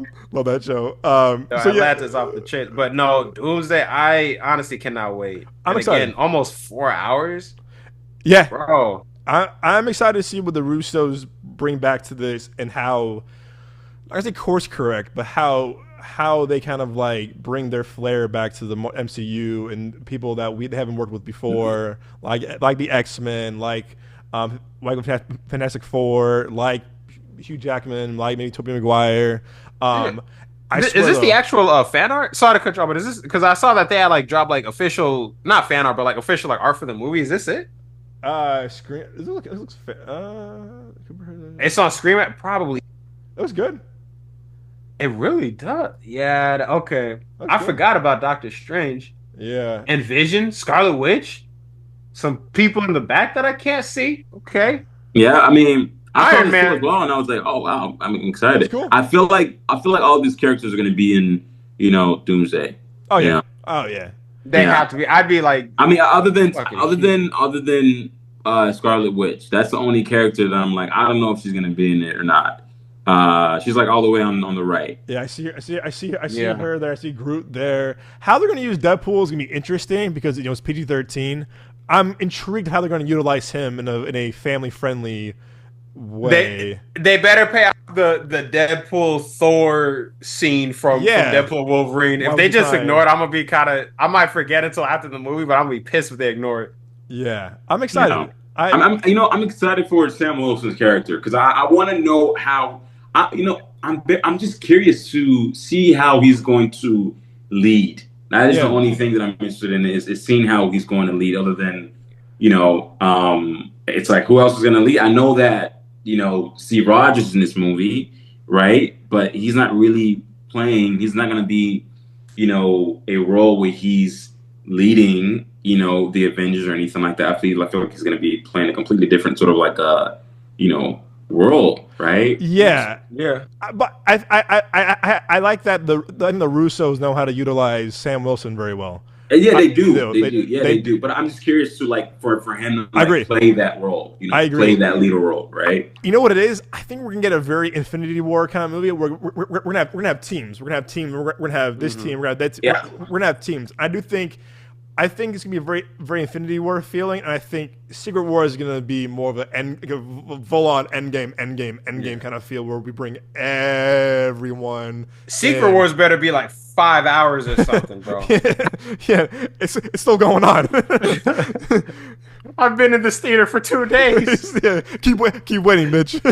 Oh yeah, it's crazy. So I don't know. I'm looking forward to it. I wasn't a few months ago, but talking to you guys about it and seeing what they could do with it, I'm like, okay, I'm intrigued. Yeah. I'm intrigued. Yeah. That was number. Wait, Doug, you got Spotify, right? I sure do. Yeah. I'm gonna send you something on Spotify. Moses, I'm gonna put it in the group chat. Please do. Please do. It'll be prep for the movie. Yeah. Say less. Yeah. Can't wait. I got y'all. That's what I do. That's what I do. Same with you, Moses. I got Project Hail Mary as well in this. Yeah. I'm with you. Again, first off, it's the guy who wrote The Martian, both the book and the movie. Oh wow. The book is made by Andy Weir. I love The Martian. I love that movie. And then Drew Goddard adapted The Martian as a writer. And then Drew Goddard also adapted this movie as a screenwriter as well. And I thought what he did with The Martian screenwriting was fantastic. And Drew Goddard to me is a very underrated director, if you ask me, from El Royale, Cabin in the Woods. I think he was a showrunner on Daredevil, right, Nick? Drew Goddard. Yeah, I want to say season 2 and or 3. Okay, so Drew Goddard is a very skilled director and writer, and you know all of us, we love El Royale a lot, and to me, I think he also wrote World War Z. He's again, to me, he's a fantastic director and writer. So I think he knows this author Andy Weir really well. But again, you team me up with the Russos, Lord Miller, Ryan Gosling, a theatrical movie that Amazon's putting a lot of money and time into this movie. I'm hearing it's awesome. Early screenings. Heard it's awesome. Heard it's amazing. And I'm also a big Ryan Gosling fan. I think Ryan Gosling in sci-fi just works. It just works. It just works with that Blade Runner 2049. I'm super excited for this movie. It looks funny. It has a lot of heart. It looks like it's a very kind of like, it's a spectacle, but again, it looks like it's gonna be one of those kind of like you cheer for and you feel good about it, but also you kind of like, it makes you kind of feel inspired at the same time too. And I think what Lord and Miller do really well is that they know how to do different genres really well, like comedy and action, and obviously with the Spider-Verse, they know how to do animation really well. Like these guys know how to do different genres so well. But again, all their movies, from Lego Movie, Meatballs, Jump Street, they all have hearts in their movies. They all have a giant heart in their movies, and so I'm looking forward to them kind of doing a live action movie too. And if this does well, and I hope it's well received, it's a big fu to Lucasfilm. It's a big fu to Lucasfilm, because it's like, y'all could have had a cool ass Solo movie, but y'all were bitching about X, Y, Z. So I hope this movie's great. So they'd be like, hey, listen, F you Star Wars and F you Lucasfilm. Like, we don't need you guys. So I don't know. I'm looking forward to this one. Look at this one. So that's 7. 8 with you, Moses, as well. Disclosure Day. It's an original Spielberg movie, genre film that we haven't got from him in 20-something years? For a long time, yeah. Long time. David Koepp is writing this, David Koepp, who's a legendary screenwriter. Yeah, I think they always work together, Oh yeah. Koepp and Spielberg have? Yeah. Okay, wow. I think he wrote World of the World, didn't he? Yeah. I wouldn't be surprised, yeah. David Koepp wrote Jurassic Park. He wrote the first Mission Impossible. Spider-Man, Panic Room, I think, Secret Window. Or he directed that one at least, but... Panic Room, Secret Window. He wrote World of the Worlds. I'm not a huge fan of that movie. I like the first half. Second half, I'm like, about. I watched it again. I ain't seen it since 2007. Oh, he also wrote. He wrote some slop, like the Tom Cruise Mummy. Inferno. I like that movie. Fuck it, I don't give a damn. He wrote Jurassic World Rebirth. Oh, surprise. Okay. He wrote a movie he honestly made a movie that I love. Came out in 2012 called. Remember this movie, Premium Rush? Oh, that's right. Yeah. I love this movie. So underrated. Underrated. He directed it too, right? Yes, sir. Okay, sure did. Yeah. That's a great movie. That's a fantastic movie. Man, no one talks about it. Great movie. He also wrote shit like Crystal Skull. Wow, boys. But he's Black Bag was awesome last year. Black Bag was really good. So he's written some stuff kind of hit or miss in the past year or so. But I think with him and Spielberg, though, I know Spielberg co-wrote this with him as well. So, but again, it's an original Spielberg genre film that we've got since ever. And I think it's gonna a Spielberg summer movie too, which is crazy.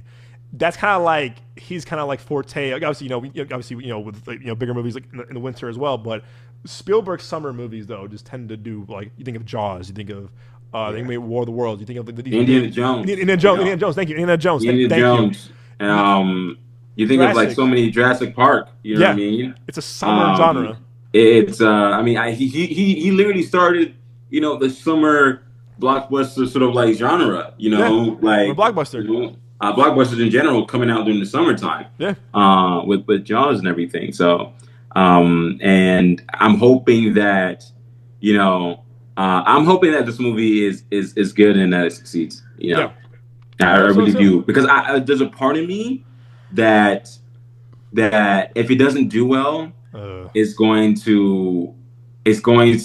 don't know, man. I feel like it might not exactly hurt his career, but it might lead him to kind of step back from directing, until maybe one more, and that's it. I mean, he might even continue producing, of course. Yeah. But yeah, man. Well, to your point. I mean, Fabelmans did not do well.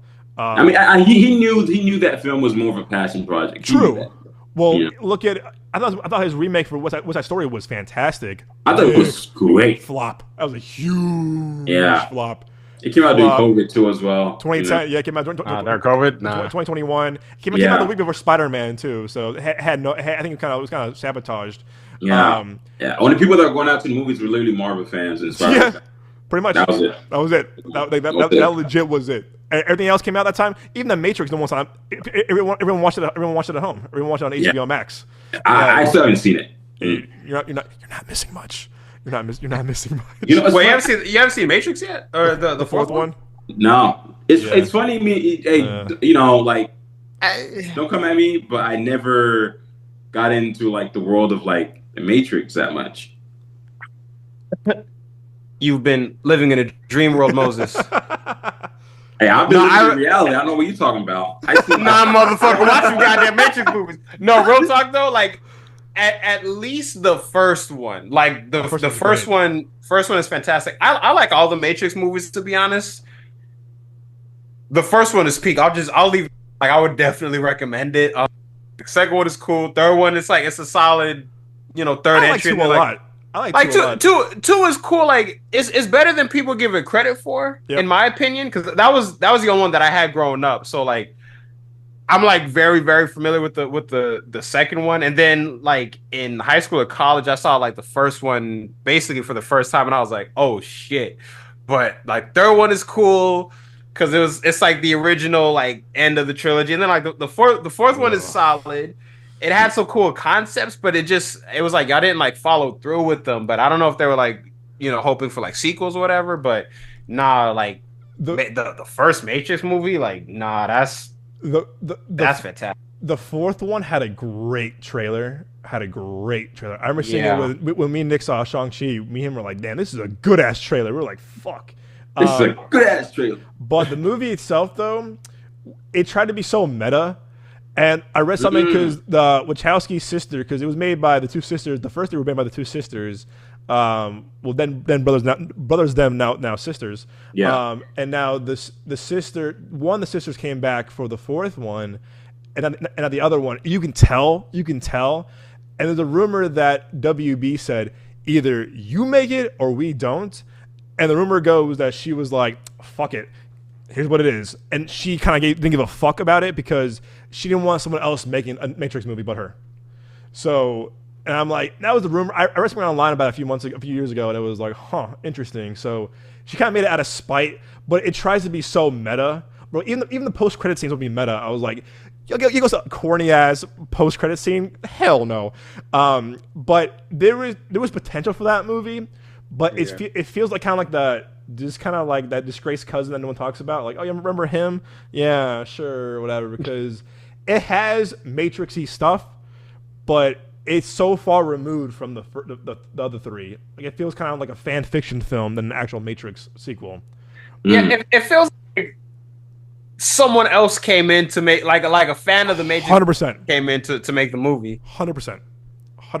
So it was a big letdown. It could have been cool. It could have been great. It was a big I'm excited for part 5 though. Drew Goddard. Yeah. Goddard. Oh so, man. I think you got to do a Matrix movie that's not Neo and Trinity related or Morpheus. Do a whole thing because again, the Matrix mythology is so unique and it's so you can explore so much of it. I don't want to keep seeing the same old like okay, this whatever. Like expand on it. It's insane, man. At some point, there's even aliens in the Matrix, but way after fucking everything. Yeah, see, it could be so much expanded on. It's like, yeah, and this one was a big Yeah, and also I'm sorry, good actor, but I'm sorry, he ain't no Hugo Weaving, bro. Hugo Weaving was so menacing and so like creepy. Yeah, I wasn't feeling it. At least not like the Hugo Weaving part. Oh. But like again, a good actor was just like No. it just wasn't it for me. Wasn't it for me? But Yeah. So anyway, Disclosure Day number. I think it was number 8 for me. Number 8. This was tough. Number 9. I'm gonna go with my boy Francis Lawrence, man. Hunger Games. I listen. I love Catching Fire is my favorite still, and I love the one that you and I saw a few years ago, Nick. Songbirds and Snakes. I just that movie went hard. That was a great movie. Loved it. And I was, I was someone who loved Catching Fire. I thought Mockingjay Part 1 and Part 2 were fine. And I was kind of like a little like kind of soured. I was like, it could have been better. And then a prequel, I was like, oh, a prequel, really? But the prequel, I was like, oh, I need to shut the fuck up. This movie is great. This movie is fantastic. And I love Songbirds and Snakes. And so with this, I like that, again, he's casting mostly unknowns in the lead. I was gonna be McKenna Grace is coming. She's known now, but like for the most part, though, like they didn't cast Chalamet or Tom Holland or someone big off of like as the younger Woody Harrelson.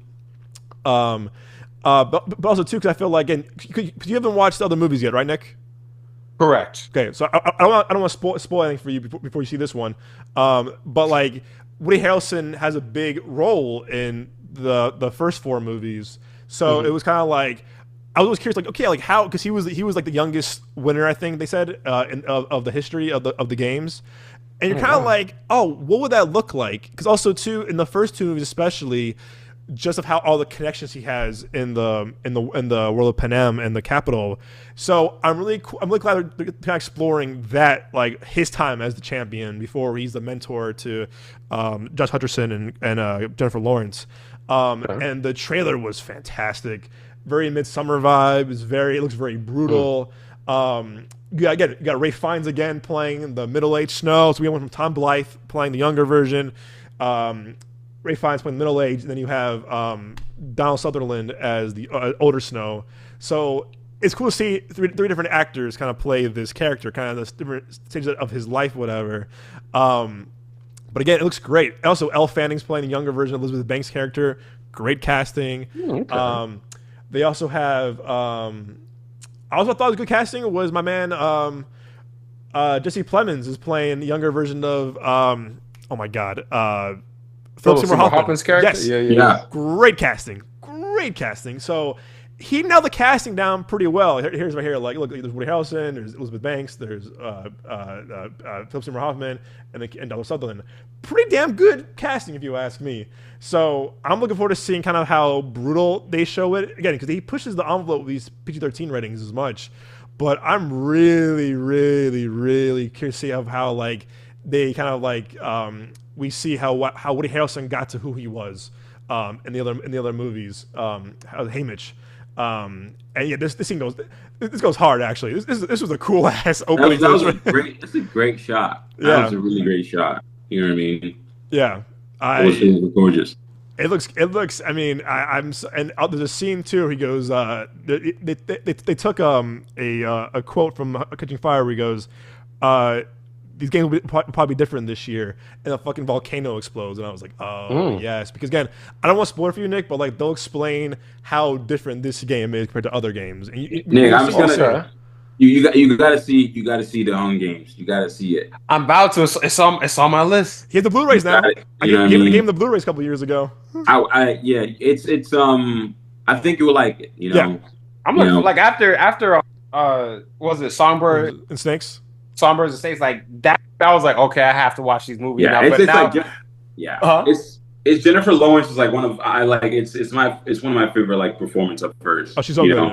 She's like really good in it, and there's like little hidden themes too as well, and it's like when you watch the movies, when you get to like the 4th or 2nd, I'm forgetting which one, you realize, damn, are we living in this world? Or whatever. Okay.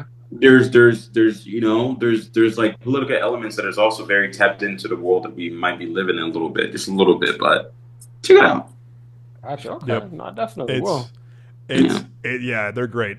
Catching Fire though, you're gonna be like, oh shit. Catching Fire is the best one. You're gonna be like, oh damn, like that's the one that Francis Lawrence comes into. That's 2. Oh, so that's the second one, right? Second one, yeah. Okay, gotcha. That's the best one. And when you watch it on Blu-ray, you'll see again how he did it with Songbirds and Snakes. Once you go from the tube up into the game, it goes from widescreen to the IMAX ratio. Okay, I did fuck with that. I did fuck with that. See when they jump to that ratio. It's so cool because he did it with the last one when they walk into the games and it went from wide to IMAX. I remember that. Yeah. I'm looking forward to it. Because I think for this one that's coming out, I mean, they already confirmed it, but Jennifer Lawrence's character, she's coming back. Yep. Okay. She's coming back. For this film, so it's going to be a good catch up. Yeah. Perfect. Yeah. You're first gonna enjoy them a lot, but yeah, Catching Fire is gonna be like oh shit. But yeah, I'm looking forward to it. I'm looking forward to it. Again, Francis Lawrence to me has, I think, after Songbirds and after Long Walk last year, to me he's on a roll right now. So I can't wait for this, and he's the perfect guy to kind of keep making these movies. He knows his franchise so well. So number 9 and number 10 for me, I'm with you two guys. Scary Movie 6. Hell yeah. I can't wait for this. I just want to laugh with an audience again. I want to laugh with a crowd. I want to see some offensive humor. I want to see some out there jokes. I feel like, I think Friendship and Naked Gun kind of scratched the surface a little bit, just a little bit. But to me, though, Scary Movie always made those kind of jokes. He always out there jokes that people were offended by. So it's just where they pushed the envelope a little bit. Yeah, and again, our generation, I think, not so much, but the young generation is so sensitive now to humor and to comedy. Where it was like, I want to see, they're for sure doing Terrifier. They're for sure doing Terrifier. Yeah. Oh, for sure. But again, you get the Wayans back in the seats. You have so much now to make fun of the horror movies of the past 20 years. So you can do so much with that, and the possibilities are endless. Just make it funny, make it worth us coming back to see this in theaters. And just, I want to see some really some fucked up humor. I want to see some Wayans brothers level of humor. And these guys know comedy so well. The whole family knows comedy so well, and they can do so much with it. And so I know I'm looking forward to it. I think the Wayans work better together. Listen, I love Marlon, but Marlon's Netflix stuff wasn't all that great. There was some rough movies where I was like, Marlon, you're better than this. You're better than this. Yes, because Sextuplets not really doing it for me. I was like, oh no, but you got Marlon and Sean and Keenan coming back to write and produce it.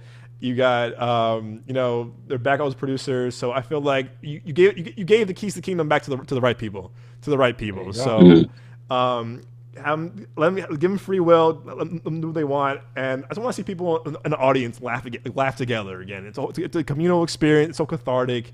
They're for sure going to do it as well. For sure going to do it. Oh yeah, and maybe Barbarian even too. Maybe so. It's gonna work. Maybe even like the newer Scream movies too. They have to. Might as well. Yeah. They brought back Scream. Might as well bring it back in this one too. It's a perfect opportunity. Yeah, poke fun at it. So that's number 10 for me. I can't wait for this movie. I can't wait to laugh with the crowd. Honorable mentions real quick. Digger was with you. Resident Evil, because my boy Zach Krager is doing it, who did Barbarian and Weapons. I haven't played any of the games before. I saw some of those kind of whack-ass movies back in the day. Those Mila Jovovich ones. Those movies were kind of rough. I don't even remember which one I really, really fucked. I think maybe the third one I liked the most, maybe, but I don't know. They're not that. They made money though. But, fun movie. If it's just hey, it's Friday night, I ain't got shit to do other than pass the time. Let me put something on real quick. 100%. So, but Zach Krager, who seems to be a very fan of the game, and he's 2 for 2 with me for Barbarian and Weapons. And I think he wants to really kind of really ground this, not ground, but really kind of bring it back to the origins of the games apparently. And so he seemed like the right guy to do this movie. So honorable mention, and of course, gotta go with the classic, Devil Wears Prada 2. I love that first movie. First one's my shit. I love that first movie. Stanley Tucci, Anne Hathaway, Emily Blunt. Meryl Streep, my boy Vinny Chase, Adrian Grenier from Entourage is in that movie too. The first one, I love the first one, I really do. But me and Moses had a kind of a few weeks ago about this.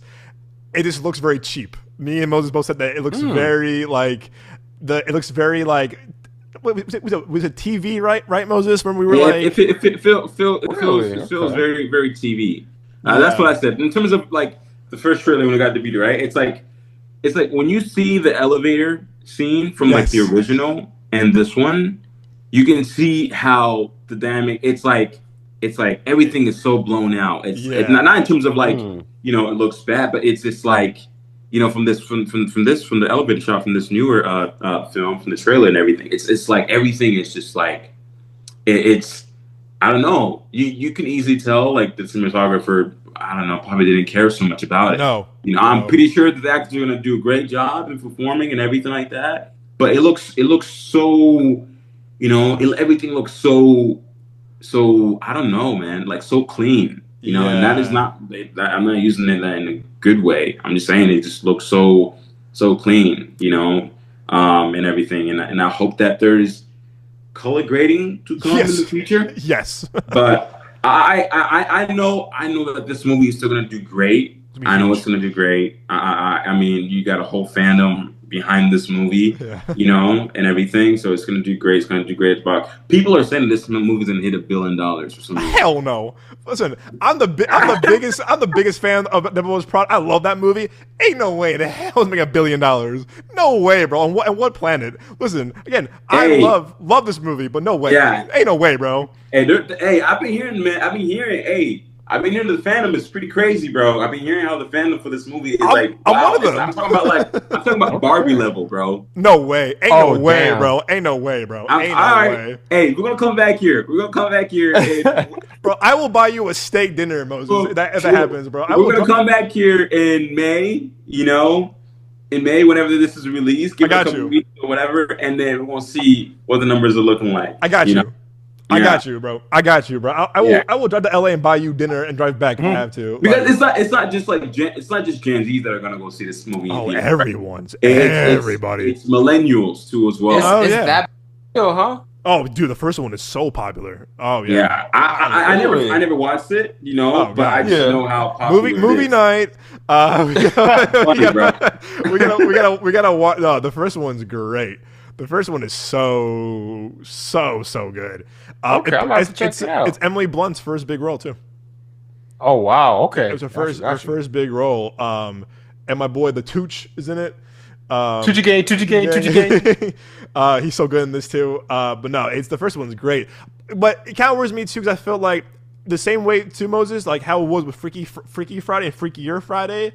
Yeah, Freakier Friday 2 looks so clean and Disney Channel-esque. Well, the first one felt more real and felt more like not grungy, but like in a very kind of like relatable way. Where it's like polished. That's the word, polished. Polished. Visually polished and everything. Where everything you go and there's no groundness level to it. You can tell that everything is like clean and it's like from the jump you can tell that the blocking is very polished. From the sequence, from the character moving around or whatever it is. It's like you can easily tell from the camera movements and everything. It's like there's no man. I don't know. I'm with you. I don't want to dive into the technicalities, but I'm with you. So honorable mention. I love the first one. First one's a banger. I think the same writer, same director as the first one coming back to. Wait, is Sydney Sweeney in this one too?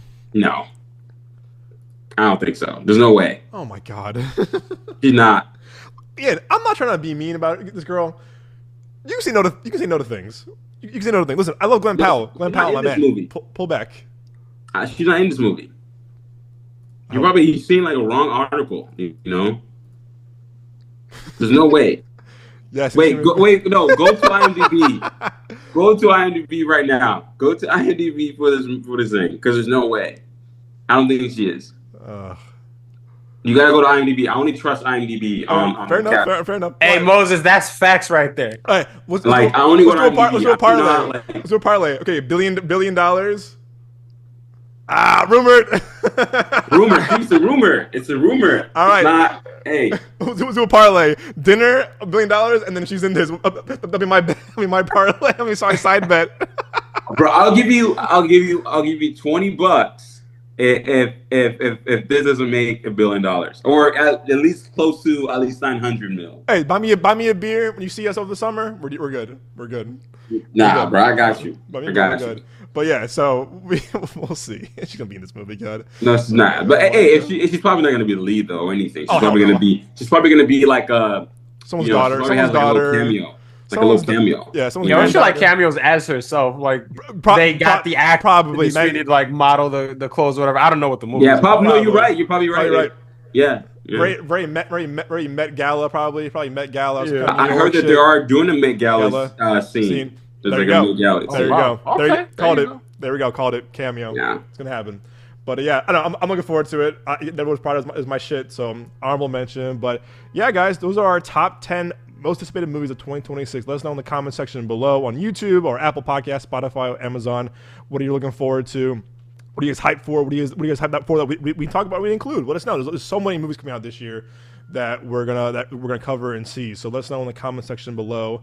On that, folks, we will end the show as usual with our one-on-ones. If you're new to the show, we give you one TV show recommendation and one film recommendation that we want to share with you guys in the world of movies and TV. So, Nick, my friend, starting with you, what are your one-on-ones of this week? So for my film one-on-one, because I mentioned it earlier when I was talking about Robert Eggers' upcoming Werewolf, I love the Universal monster character. So for this one, it is not an amalgamation, but a between basically all of them. 2004 Van Helsing, starring Hugh Jackman, Kate Beckinsale, directed by Steven Sommers? I almost said Scott Summers, but I'm like, no, that's the X-Men. That's X-Men. But no, this movie, it was, the premise is Hugh Jackman plays a character, his name is Van Helsing. He's a monster hunter, and he works for like the Vatican, and they send him to kill monsters and shit like that. And the majority of this film, it's like, hey, there's some people out there in Transylvania. They have a vampire problem. We need you to go out there and kill the fucking vampires. It's this whole thing. But as he's on this mission, like you uncover like a little bit of the lore behind Dracula. You learn they allude to some things in Van Helsing's past. Like they never paid it off, but I think there were planned sequels, so I think that they were just trying to like kind of set it up. But it's a fun movie, 2004. Like this, I just thought it was so fucking because the way that Steven kind of like reimagine all of the characters. Like Dracula isn't just a dude with fangs. Like he at some point becomes like a whole like monster. Like Frankenstein's monster, like he just looks visually cool. Like the werewolf, like or the Wolfman or whatever the fuck. They're like these like 8 foot 9 feet tall like men, and they're just as a kid they were like really cool, like ferocious. So like as a kid, like almost like terrified to watch them. But great movie, action horror.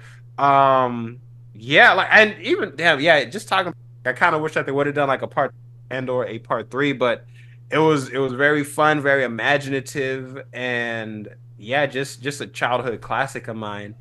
And this was like on the rise of Hugh Jackman's career too. And then for my show, I haven't finished it yet. I have one episode left, but Stranger Things, because I'm in season 5 right now. Oh yeah. I had been hearing like mixed things about it. But personally, I'm honestly really enjoying the show. Like I like how much they're again delving into like the lore, and it's like you're finally learning like, okay, so this is why and how everything was happening the way that it was happening. I ain't got that much to say about it, but at least like right now, but like I'm just like loving it, you know what I'm saying? And it's like I'm really really excited for the series finale too. And because I think it was like 2.5 hours or something like that.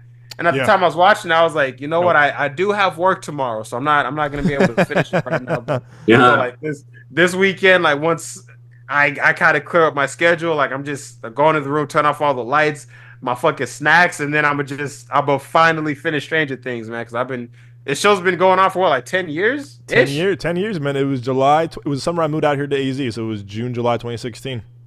That's insane. 10 years. Years and 5 seasons is wow, but no, I'm really enjoying it, and I'm really looking forward to seeing how it all ends, man. Like I'm a little like kind of like holy shit, it's finally not like it's finally over, but like damn, like it's kind of like I'm almost at a loss for words, but yeah, Stranger Things and Van Helsing. What's been your favorite season so far? For me, either season. I'm not gonna say season 5 because again I haven't finished it yet, but I think season 1 because season 1 for me like it was again that's the introduction. That's when you're seeing everything for the first time. So like for me, a lot of like in this. Not in my older age. I'm not even 28 yet. No offense to you two, but like I'm realizing about myself. Like, bro, you gonna be 28 like in a couple months. In a month. But I ain't 28 yet. So, but no, like for me, because like I'm just teasing y'all, but like I'm realizing about myself like the introduction like to these kind of like sci-fi worlds. Like I tend to like resonate with those the most. Like the sequels and everything, like they're all fine, but it's like it is like a continuation of this like new story or whatever. So I think season 1 for me, just because that was again it was the intro to everything. So it's kind of like, oh holy shit, like what the hell is going on, you know? And I really like that. So I think season 1 is probably my favorite. I'm with you. Season 1's great. Season 3 to me, I like the whole mall. The whole thing with the mall and Back to the Future and the Russians. People. Oh shit! Yeah, that was with what's his name? Dacre, the Red Ranger. Yeah. Right. Yeah. Mm-hmm. That was with the whole thing, the pool, and that was season 3. I think it's a bad rap. Season 3 to me was a lot of fun. It was very 80s coded, but I like the whole the whole thing about being at the mall and the Russians and that whole thing. The whole Back to the Future was the biggest movie in that mall that summer. So maybe season. I think that one had like the strongest finale for me, where I was kind of like, holy shit. Yeah, there was. I will never forgive them for what they did to Sean Astin, to fucking Samwise Gamgee, because I was like, yo, he wasn't even part of this, bro. That was some bullshit. Yeah, that pissed me off when I saw that. And the shit was slow motion. I was like, stop, please. Yeah, that shit was nasty too. I was like, ugh. But like one thing that I will give the show is like, you really really care about the characters. So when some shit goes down, it hits like it hits heavy. And I don't know how the fucking Duffer Brothers do it, but like. Yes, you get so like even with everything going on, all the sci-fi, all the monster bullshit, you like fall in love with the characters, man, and it's like you just get like so emotionally vested with them. Yep. So it's like, damn. I'm with you. Man. But yeah, 1 episode left. I'm with you. Yeah, it's a great show. It's a great show. Text us when you watch the finale. I want to hear what you think. I want to hear what you think. All right, Moses, floor is yours, my friend. I will probably have to say for my movie, I will probably say this romantic comedy. I have a friend who kind of like told me to like check it out. Nothing Hill. Notting Hill. Yeah. Nothing Hill. Notting Hill.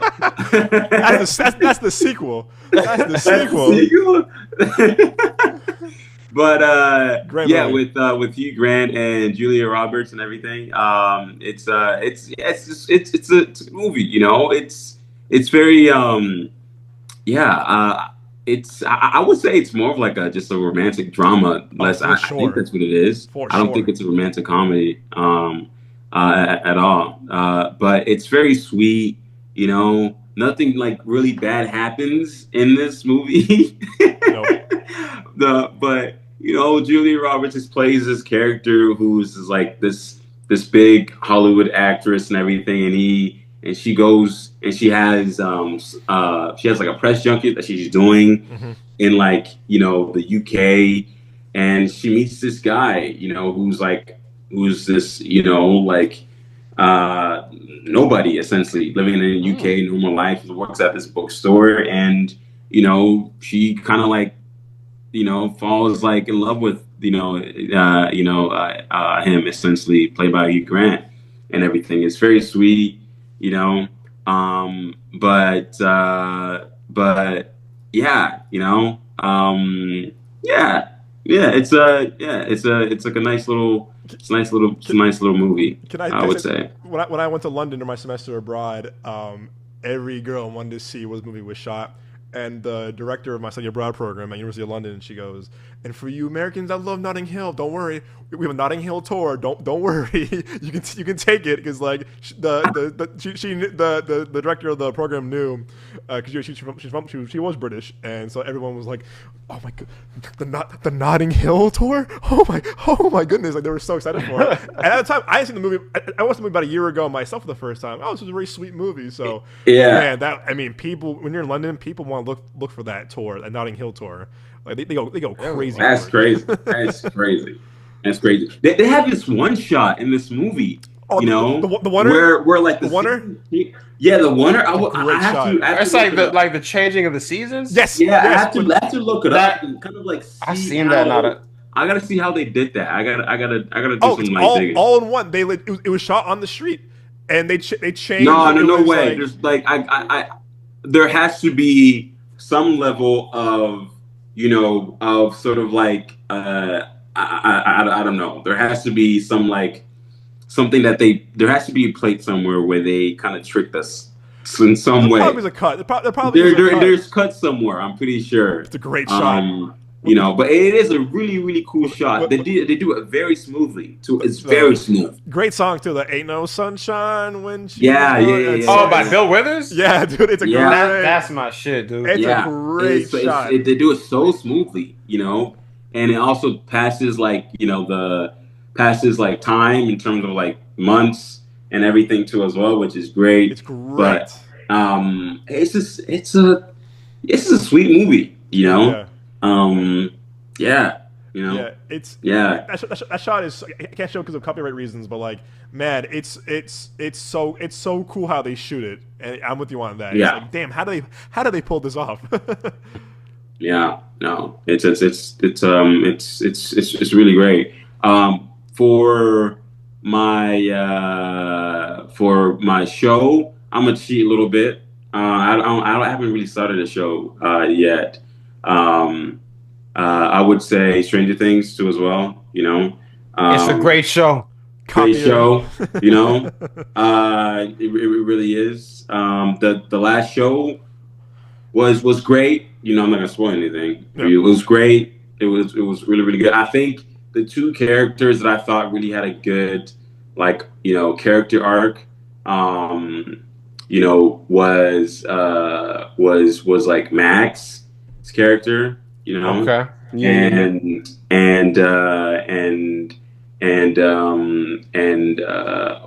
What's his name? Fuck is his name? Finn Wolfhard? No. Noah Schnapp. No, it's Was it Vecna? I think it's Caleb. Oh yeah, Caleb. Yeah, Caleb McLaughlin. Yeah. I just like their dynamic in the film. It's sweet. It's very sweet. It's very sweet. You know what I mean? They just care about each other and everything. It's like this little kid who just wants to make sure that Max's character played by Sadie Sink and everything like that, is okay and everything because of how much he really cares about her, and they have like a romantic relationship, which is really, really cute and everything. But yeah, I kind of almost like cried during that like scene where, he's like when I don't know if you got to that scene yet where she like wakes up, right? Yeah. That was the last episode. Yeah, where she like wakes up and everything. I was like, dang, and that one song plays again. Yeah, yeah. Running up that hill. They kept playing it out. It's like you keep because you when you see it from like her perspective, it's like you're so fucking close. The only downside I have to this season is my brother's haircut. Oh yeah. This shit, like I'm like, you made us wait however many years just to see him come back like this. That's why he mad in that picture. Like, hey, you're gonna be, you're gonna be happy, like when you get to the finale. Never mind. I'm not gonna say anything. Okay, no, because like, season 4, he had the shit faded and everything. Like, he had the edges much right. better. It looks much better here. I'm like, it's cleaner. Like, but was he hiding like dreads or something underneath the season 5 one or what? Because I'm like, who the is that how y'all was rocking it in the 80s? This looks much better. I don't know, but what the fuck? Oh, he looks like a live action video game character. He looks like the Street Fighter dude if they like changed his race. It's crazy. I'm talking about that dude like the blonde hair. It's like a fucking. Wait, hold on. Wait, blonde. What up, blonde hair? Hold up. Yeah. This guy? He looks like if they were like, yo, let's make Street Fighter, but let's make him black for this movie. That's what Caleb McLaughlin looks like in Stranger Things right now. That's not a look, bro. That's not the look. Get him with my brother. No, man, let him family barbecue looking like this. Like, has to go home, bro. You not here. Yeah. Come back next year after you get that shit faded up a little bit. Oh man, he was great. He was great in the show. No, he's fantastic. The hair is not. It looked like a dirty sponge on his head right there.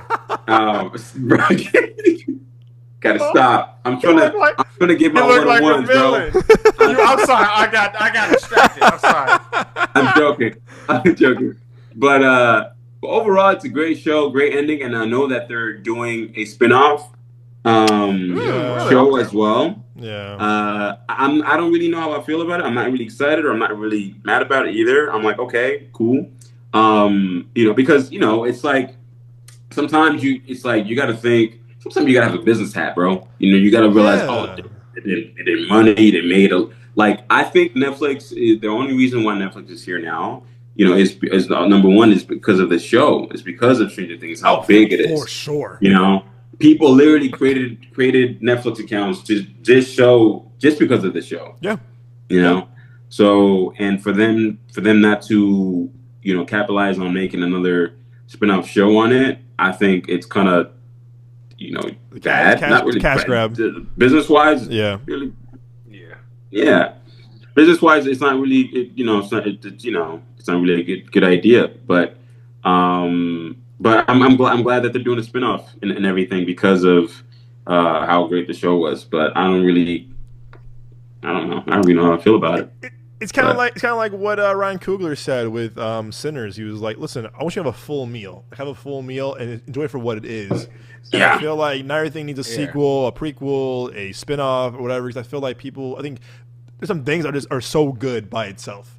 Yes, occasionally there's a great Creed, for example. Creed was a great example of like, hey, bring back the Rocky franchise. Blade Runner 2049 is a great example of bringing something back the right way. There's a great way to do it. Yeah, it's like you got to know when you bring it back the right way. Right. Knowing how to bring something back the right way. Yeah. Right. And it's also based on what the filmmakers want. That too. That part. And if the filmmakers are like, I don't want to write another one. I don't really care how much money you give me. I don't want to do it. They don't want to do it. But if they are like, yeah, okay, I'll do it, then there has to be a reason for them to. There has to be a good story and a good reason for them to do it too as well. But I know that the creatives, the showrunners, essentially for Stranger Things, are kind of moving Paramount. Yep. Yeah, fat deal because of a deal that they just made. To basically write, and get into development with films and TV shows as well. But yeah, I overall, I mean, I just enjoyed the show. All the characters, the cast of Stranger Things are great. Yeah, man, great ending. And I really enjoy. I think Maya Hawkins' character in the show. She was also really, really great. Maya Hawk, yeah. Was it Maya Hawkins? Maya Hawkins? Did I say Maya Hawkins? Yeah, it's Maya Hawkins. Oh, my bad, bro. The town is Hawkins. Okay, you got me there, bro. Yeah, see, that's strike two, Moses. That's strike two right there. That's strike two. Run the audio back when you get a chance. I'm telling you. No, you got me there, bro. No, I'm kidding. She did great. You know, she was great in the show and everything. And yeah, you know, I really think that. I also really think that what's her name? The lead character of this freaking show. Millie Bobby Brown. 11. Millie Bobby Brown. I'm not gonna lie. She felt more of like a I don't know. She kind of felt a little more supporting role for some reason. I'm with you on that. You know what I mean? I'm with you on that. You know, like you didn't really know who the lead was. To be honest with you, when you're watching the show, even like for the I just think it as like they're all the leads. I mean, they're all the leads, but it's like, you know, you kind of know, like, okay, like this story is based off, you know, like she's front and center. Yep. You know, you kind of know that because of, you know, she has powers and everything like that, and like the world she comes from is you know, in that, I don't know, is in that weird, you know, upside down world, right? So, yeah, and you know, we followed her and everything like that, but she felt more of like a supporting role. But and yeah, you know, it's funny because I overheard like the creators on the show didn't really think too much on the final, like the I heard that too. Yeah, I heard like that too. the season, you know, finale and everything. But 8, you know, he's like, fuck it. It seems like I feel like there's been a trend now with like these great shows, these like iconic shows. Even with Game of Thrones, right? Mm-hmm. Oh, I heard about Game of Thrones. In my mind. Yeah, I know where he's gonna go. In my mind, it's like you've seen like these iconic shows that have a huge fan base. They all this hype for the last season, and they don't know how to end it, or should have ended a season or two ago. They kind of dragged it out, you know. Yeah, it's you know, I mean, you know what? You know, at least it wasn't that as bad as Game of Thrones, where it's like freaking. It's like Daenerys' character, you know, she for some reason goes ape shit and starts to kill off like people. It's like, what the heck? Like what? It's like I heard about that. I was like, what? What are we doing here? Like what? Like she comes into this. She travels years and years and years and years, right? And she finally gets to be in this throne, to sit in this throne, you know, where she wants to take care of her people, right? She travels really, really far. She travels from sea, you know, she fights the White Walkers or whatever. And then once she get there, she's like, I'm gonna kill all of y'all. It's like, what? Excuse me? It's like, what? Everybody's like, whoa, hold on. That's not how you what? It's like, does that really make sense? I don't know. I don't think so. But you know, I'm not the showrunner. I'm not the writer. But one day you will be. I got this shit. I'm calling the shots here. She said, everybody. They're like, what do we do? You know, it's crazy. It's crazy. But you know. All right. So for me, I'm gonna go for my movie. I'm gonna do Harold and Kumar Go to White Castle. A classic. I might have done this in the past. If I have, I apologize. Now I know going forward though not to do it. You have, bro. I have. Oh, this movie? Okay, never mind. No, I'm kidding. You probably have. I don't know. I'm like, I don't know. Please, Jake. Please, you know, keep me on my toes. I felt like I don't want to. I've been going back to listening to what I have recommended before, trying to write down a list on my letterbox. I was like, I have a list on my letterbox of like what I've like recommended already to everyone. I'm just like trying to like go back and rewatch stuff. Like, hey, I said this one, whatever. So if I have, I apologize, but. To me, bro. I'm good. I kind of dismiss this 2000s like these low budget comedies, these kind of like relatable comedies. You know, you have Harold and Kumar, you got Superbad, you got Friday, and the 90s, but like these kind of just like relatable like 1 day, 2 days, whatever. Kind of like, hey, like, oh, I want to get laid, I want to get at the munchies, whatever. Or Friday, I got fired on my day off, whatever. It's really, really relatable, down to earth kind of movies, and I feel like they're so like. They're so nowadays. It should like this be now like an 8 episode show, and it's like give us an hour and a half movie. No, it's Yeah. fine, whatever. And this movie to me is so relatable because you have the smart business guy, you have the stoner, also smart but we're kind of like underachiever, whatever. Yeah. But when you're high or when you're with the munchies or when you're drunk, you're hungry. You want some food, and it's the quest for the perfect meal. And we've all had that at one point. Like, hey, I want this, I want that, and it's the whole journey going with your buddy or your friends to get that pizza, to get that Burger King, to get that I don't know, anything, to get that kind of the Chipotle or whatever, Taco Bell. And it's kind of like that journey of it all. And this movie to me, I haven't watched it in a while, but like I'll put it on and it'll crack me up every time I watch it. It's so absurd. It's so absurd. The scene in the jail is so funny where what's his name? He was in Boondocks. Oh my god, that scene cracks me up whenever I watch it. What's the guy's name? Oh my god! I also quote Anthony Anderson. Man, I want to burn this motherfucker down. Come on, Boogie, let's burn this motherfucker down. He fucking like the shows. That's kind of real, man. It be like that sometimes. Yeah, funny. Oh my god, what's his name? Gary Anthony Williams has the funniest scene when he's in prison. He goes, "What are you here for?" "No, for being black." He's reading his book, whatever, and then he goes, "Yeah, someone told me like there was a shooting at Borders in Jersey. I haven't even been to Jersey." Whatever he says, and there's this scene where like they're trying to escape, and he goes, "Hey, he's trying to escape." He goes, "I'm just sitting here," and they go after him in the jail cell, and he goes, "Hey, it's a gun." "No, it's a book." "All right, secure the book." And like it cracks me up because like they escape prison because of this, whatever. And it's the stupidest scene, but it cracks me up whenever I watch it. Even Ryan Reynolds has a cameo in this. It's got a really kind of really creepy nurse. In this movie before he was Ryan Reynolds, of course. There he is. Yeah, there's Ryan Reynolds. Oh yeah, there's like a meme about this. He's like, this is a meme now. This movie's so meme worthy, man, because it's so funny. Or Neil Patrick Harris playing a really horned up straight guy. No, Neil Patrick Harris is a menace in those movies, man. It's so funny. He's like they're outside taking a piss. They go, "Why is he so overly horny in my car?"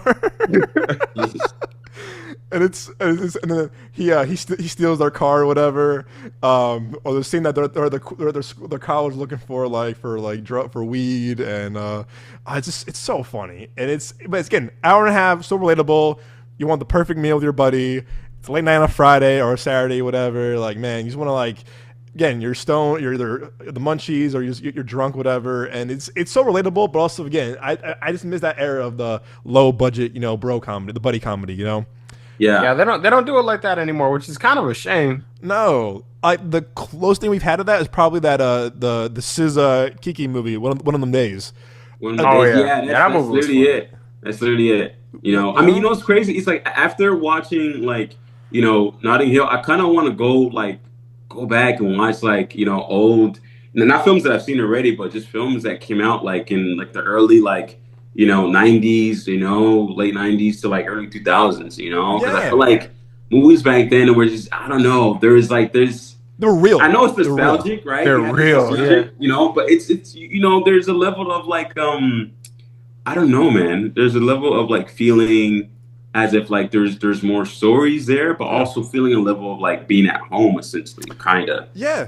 You know what I mean? I don't know, but you kind of have that feeling when you watch movies that are a little bit in the era that you kind of grew up. Yes. On as a kid and everything. It's comfort. It's comfort. Like you said, but yeah. I might maybe go back and just start watching older.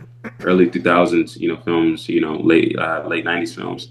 I agree. You should. Yeah. You should. I've been on a kick like that too. It's because you feel it kind of puts you at ease too. It puts you at ease. Kind of puts you.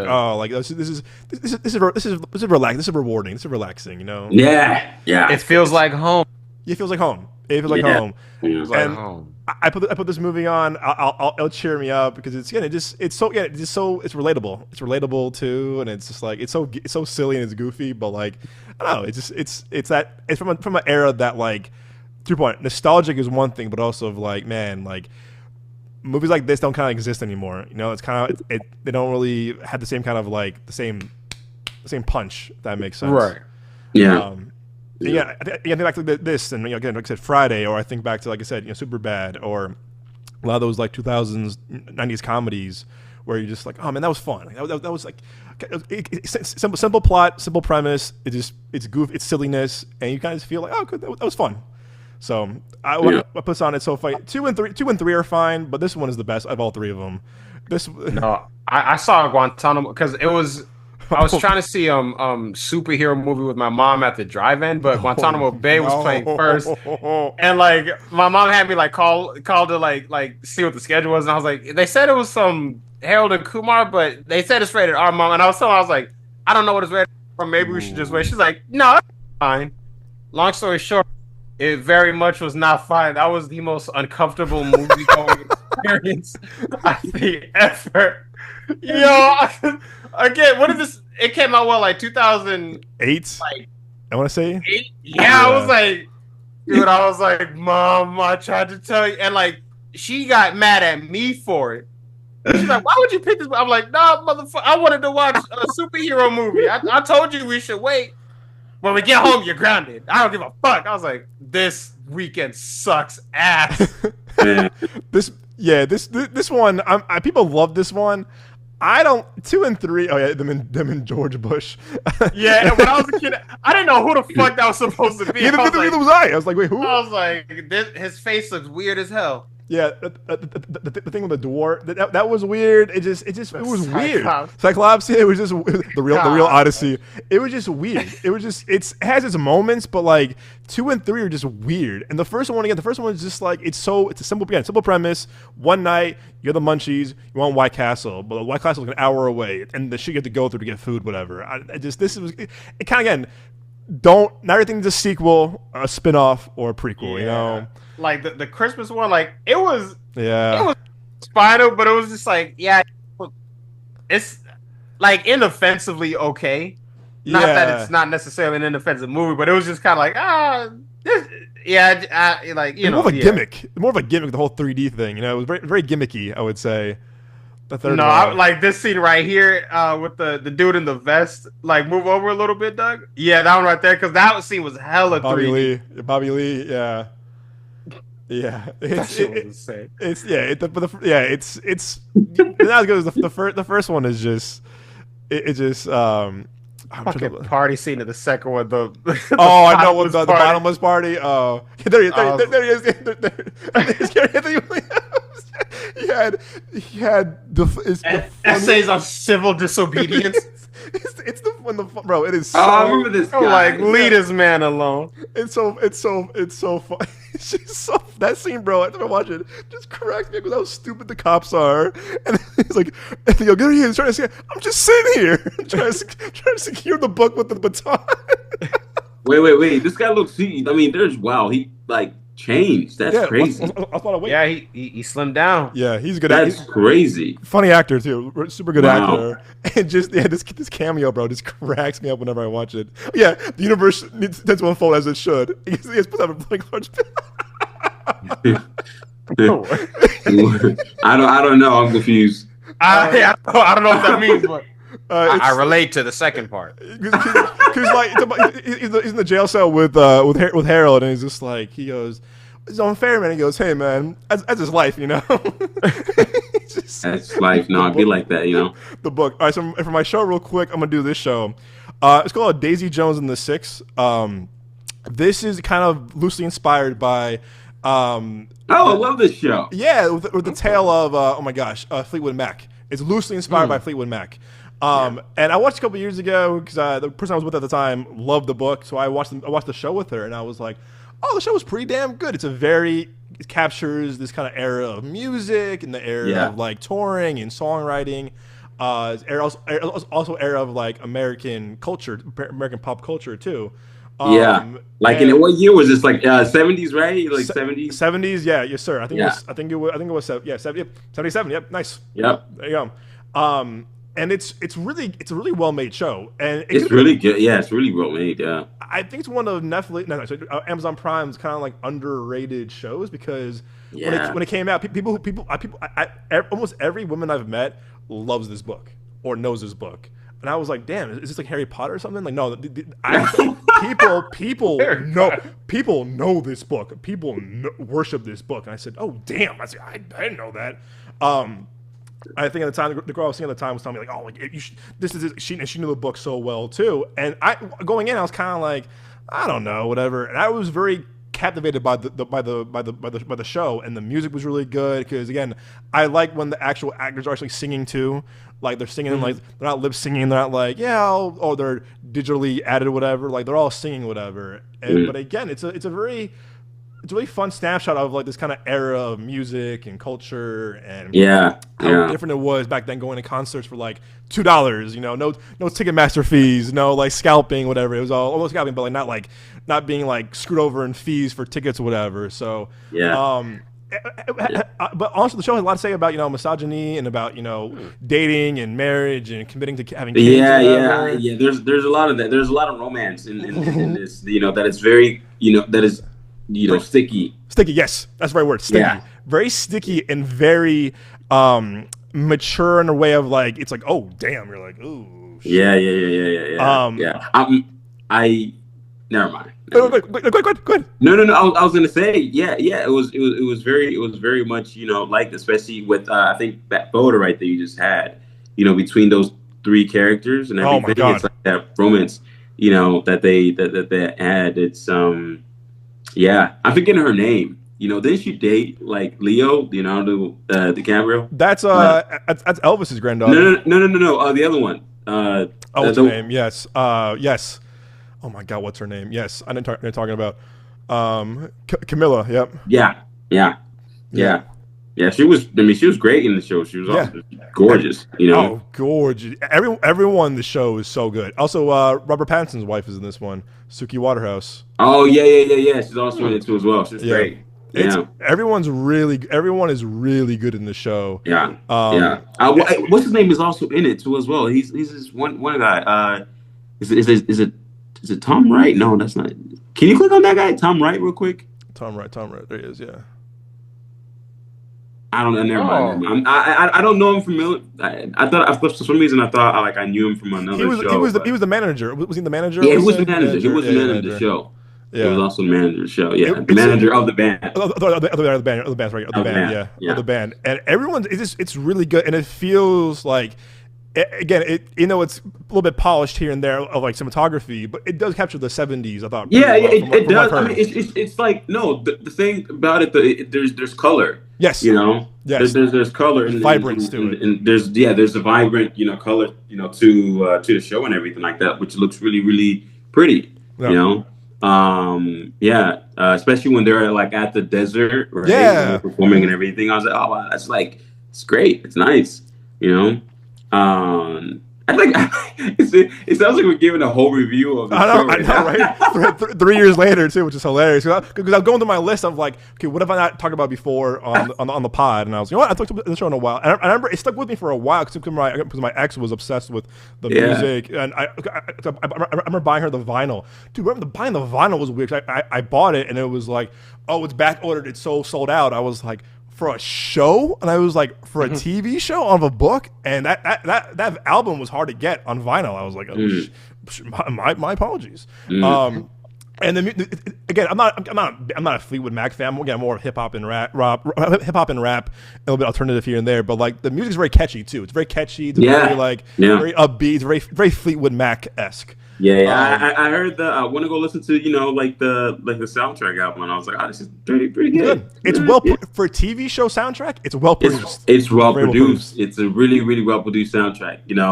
I was like, wow, like it was good. I feel like that's probably like the only like TV show like soundtrack I probably listen to or whatever. Same here.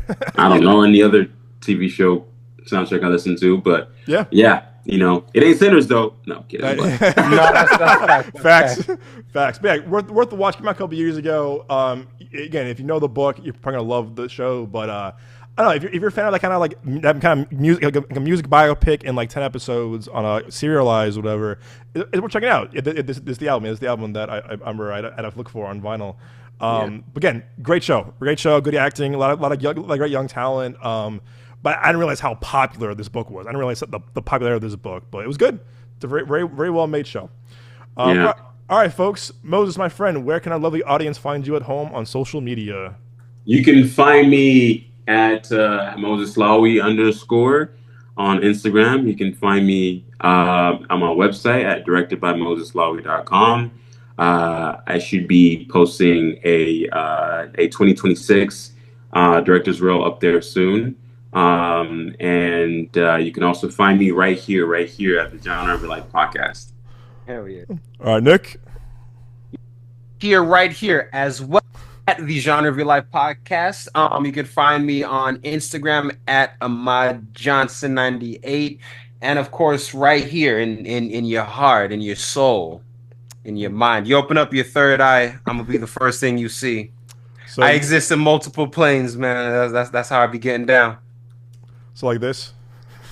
That, but like a little bit more chill, like less painful looking, and I'm black, so yeah. For our audio listeners, I pulled up Doctor Strange, the third eye from the post-credits in Doctor Strange too. It'll be a lot less painful when I do it. So there's a line from Central Intelligence with The Rock and Kevin Hart, where they're going down memory lane in the high school. He goes The Rock goes, yeah, like Pretty Woman, like Julia Roberts. You seen that movie? And Kevin Hart goes, no, I'm black. It's kind of where I'm like, because you got me thinking, like, how many Julia Roberts movies have I seen? Like, I saw the Ocean's trilogy. That counts. I saw Hook. Julia Rob hurts. I did. We talked about you talked about Notting Hill. I watched that. Julia Roberts. There you go. We talked about Notting. I didn't see the movie. I'm familiar with the line, like I'm just a girl standing in front of a boy asking him to love her. I'm not gonna. That shit was iconic. Yeah. Charlotte's Web. Oh, I saw Yeah, she was the spider. I think right. Wow. Yeah, I saw some of Stepmom. I saw the end. Anne Bully. I mean, she was in that movie with Denzel Washington. I'm forgetting what movie. The Pelican. I gotta see it. No spoilers. I gotta check that out. I mean, I've heard good things about it. Well, she's the one that gave him his Oscar. Remember? Yeah. I love my life. Yeah. Oh, Emma Roberts. I'm so tired. Fucking overnights. That's her niece. Oh my god, bro. Overnights. Yeah, the Pelican Brief. Yeah. I'll watch this too. Yeah. I gotta see that movie. I gotta read the book too. I had the book when I was like a kid. I never like read it though. Why is this giving me this poster giving me the same thing? Remember the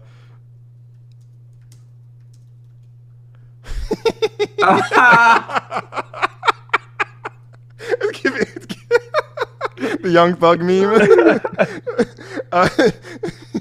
It's crazy. That's funny. I gotta check it out. But that's so stupid. That's so dumb. You can find me also, guys. Guess what? You can find me also, surprise, right here every week with these amazing guys on this podcast, Genre of Your Life. You can find me on my social media, of course, personally on Instagram at The Young Jones, or Twitter or X Capri Sun. Yeah, find our socials, all one word. Midway Avenue Productions on YouTube, TikTok, and Instagram. Trying to grow those out a lot more this year, so don't be a stranger. Subscribe and follow us on those platforms. Again, in our link tree right here, you'll see on our Instagram page with amazing work from Nick's article, Moses' website, and their amazing short films. Check these guys out and their amazing work. We have a lot of cool stuff on there. So again, always adding new stuff to it as well. And guys, I think that's it for this week. Until then, everyone, hope you have a great week of this new year. Hope you're staying cool, warm, whatever, staying safe and well. But more importantly, as always, we will see you guys at the movies.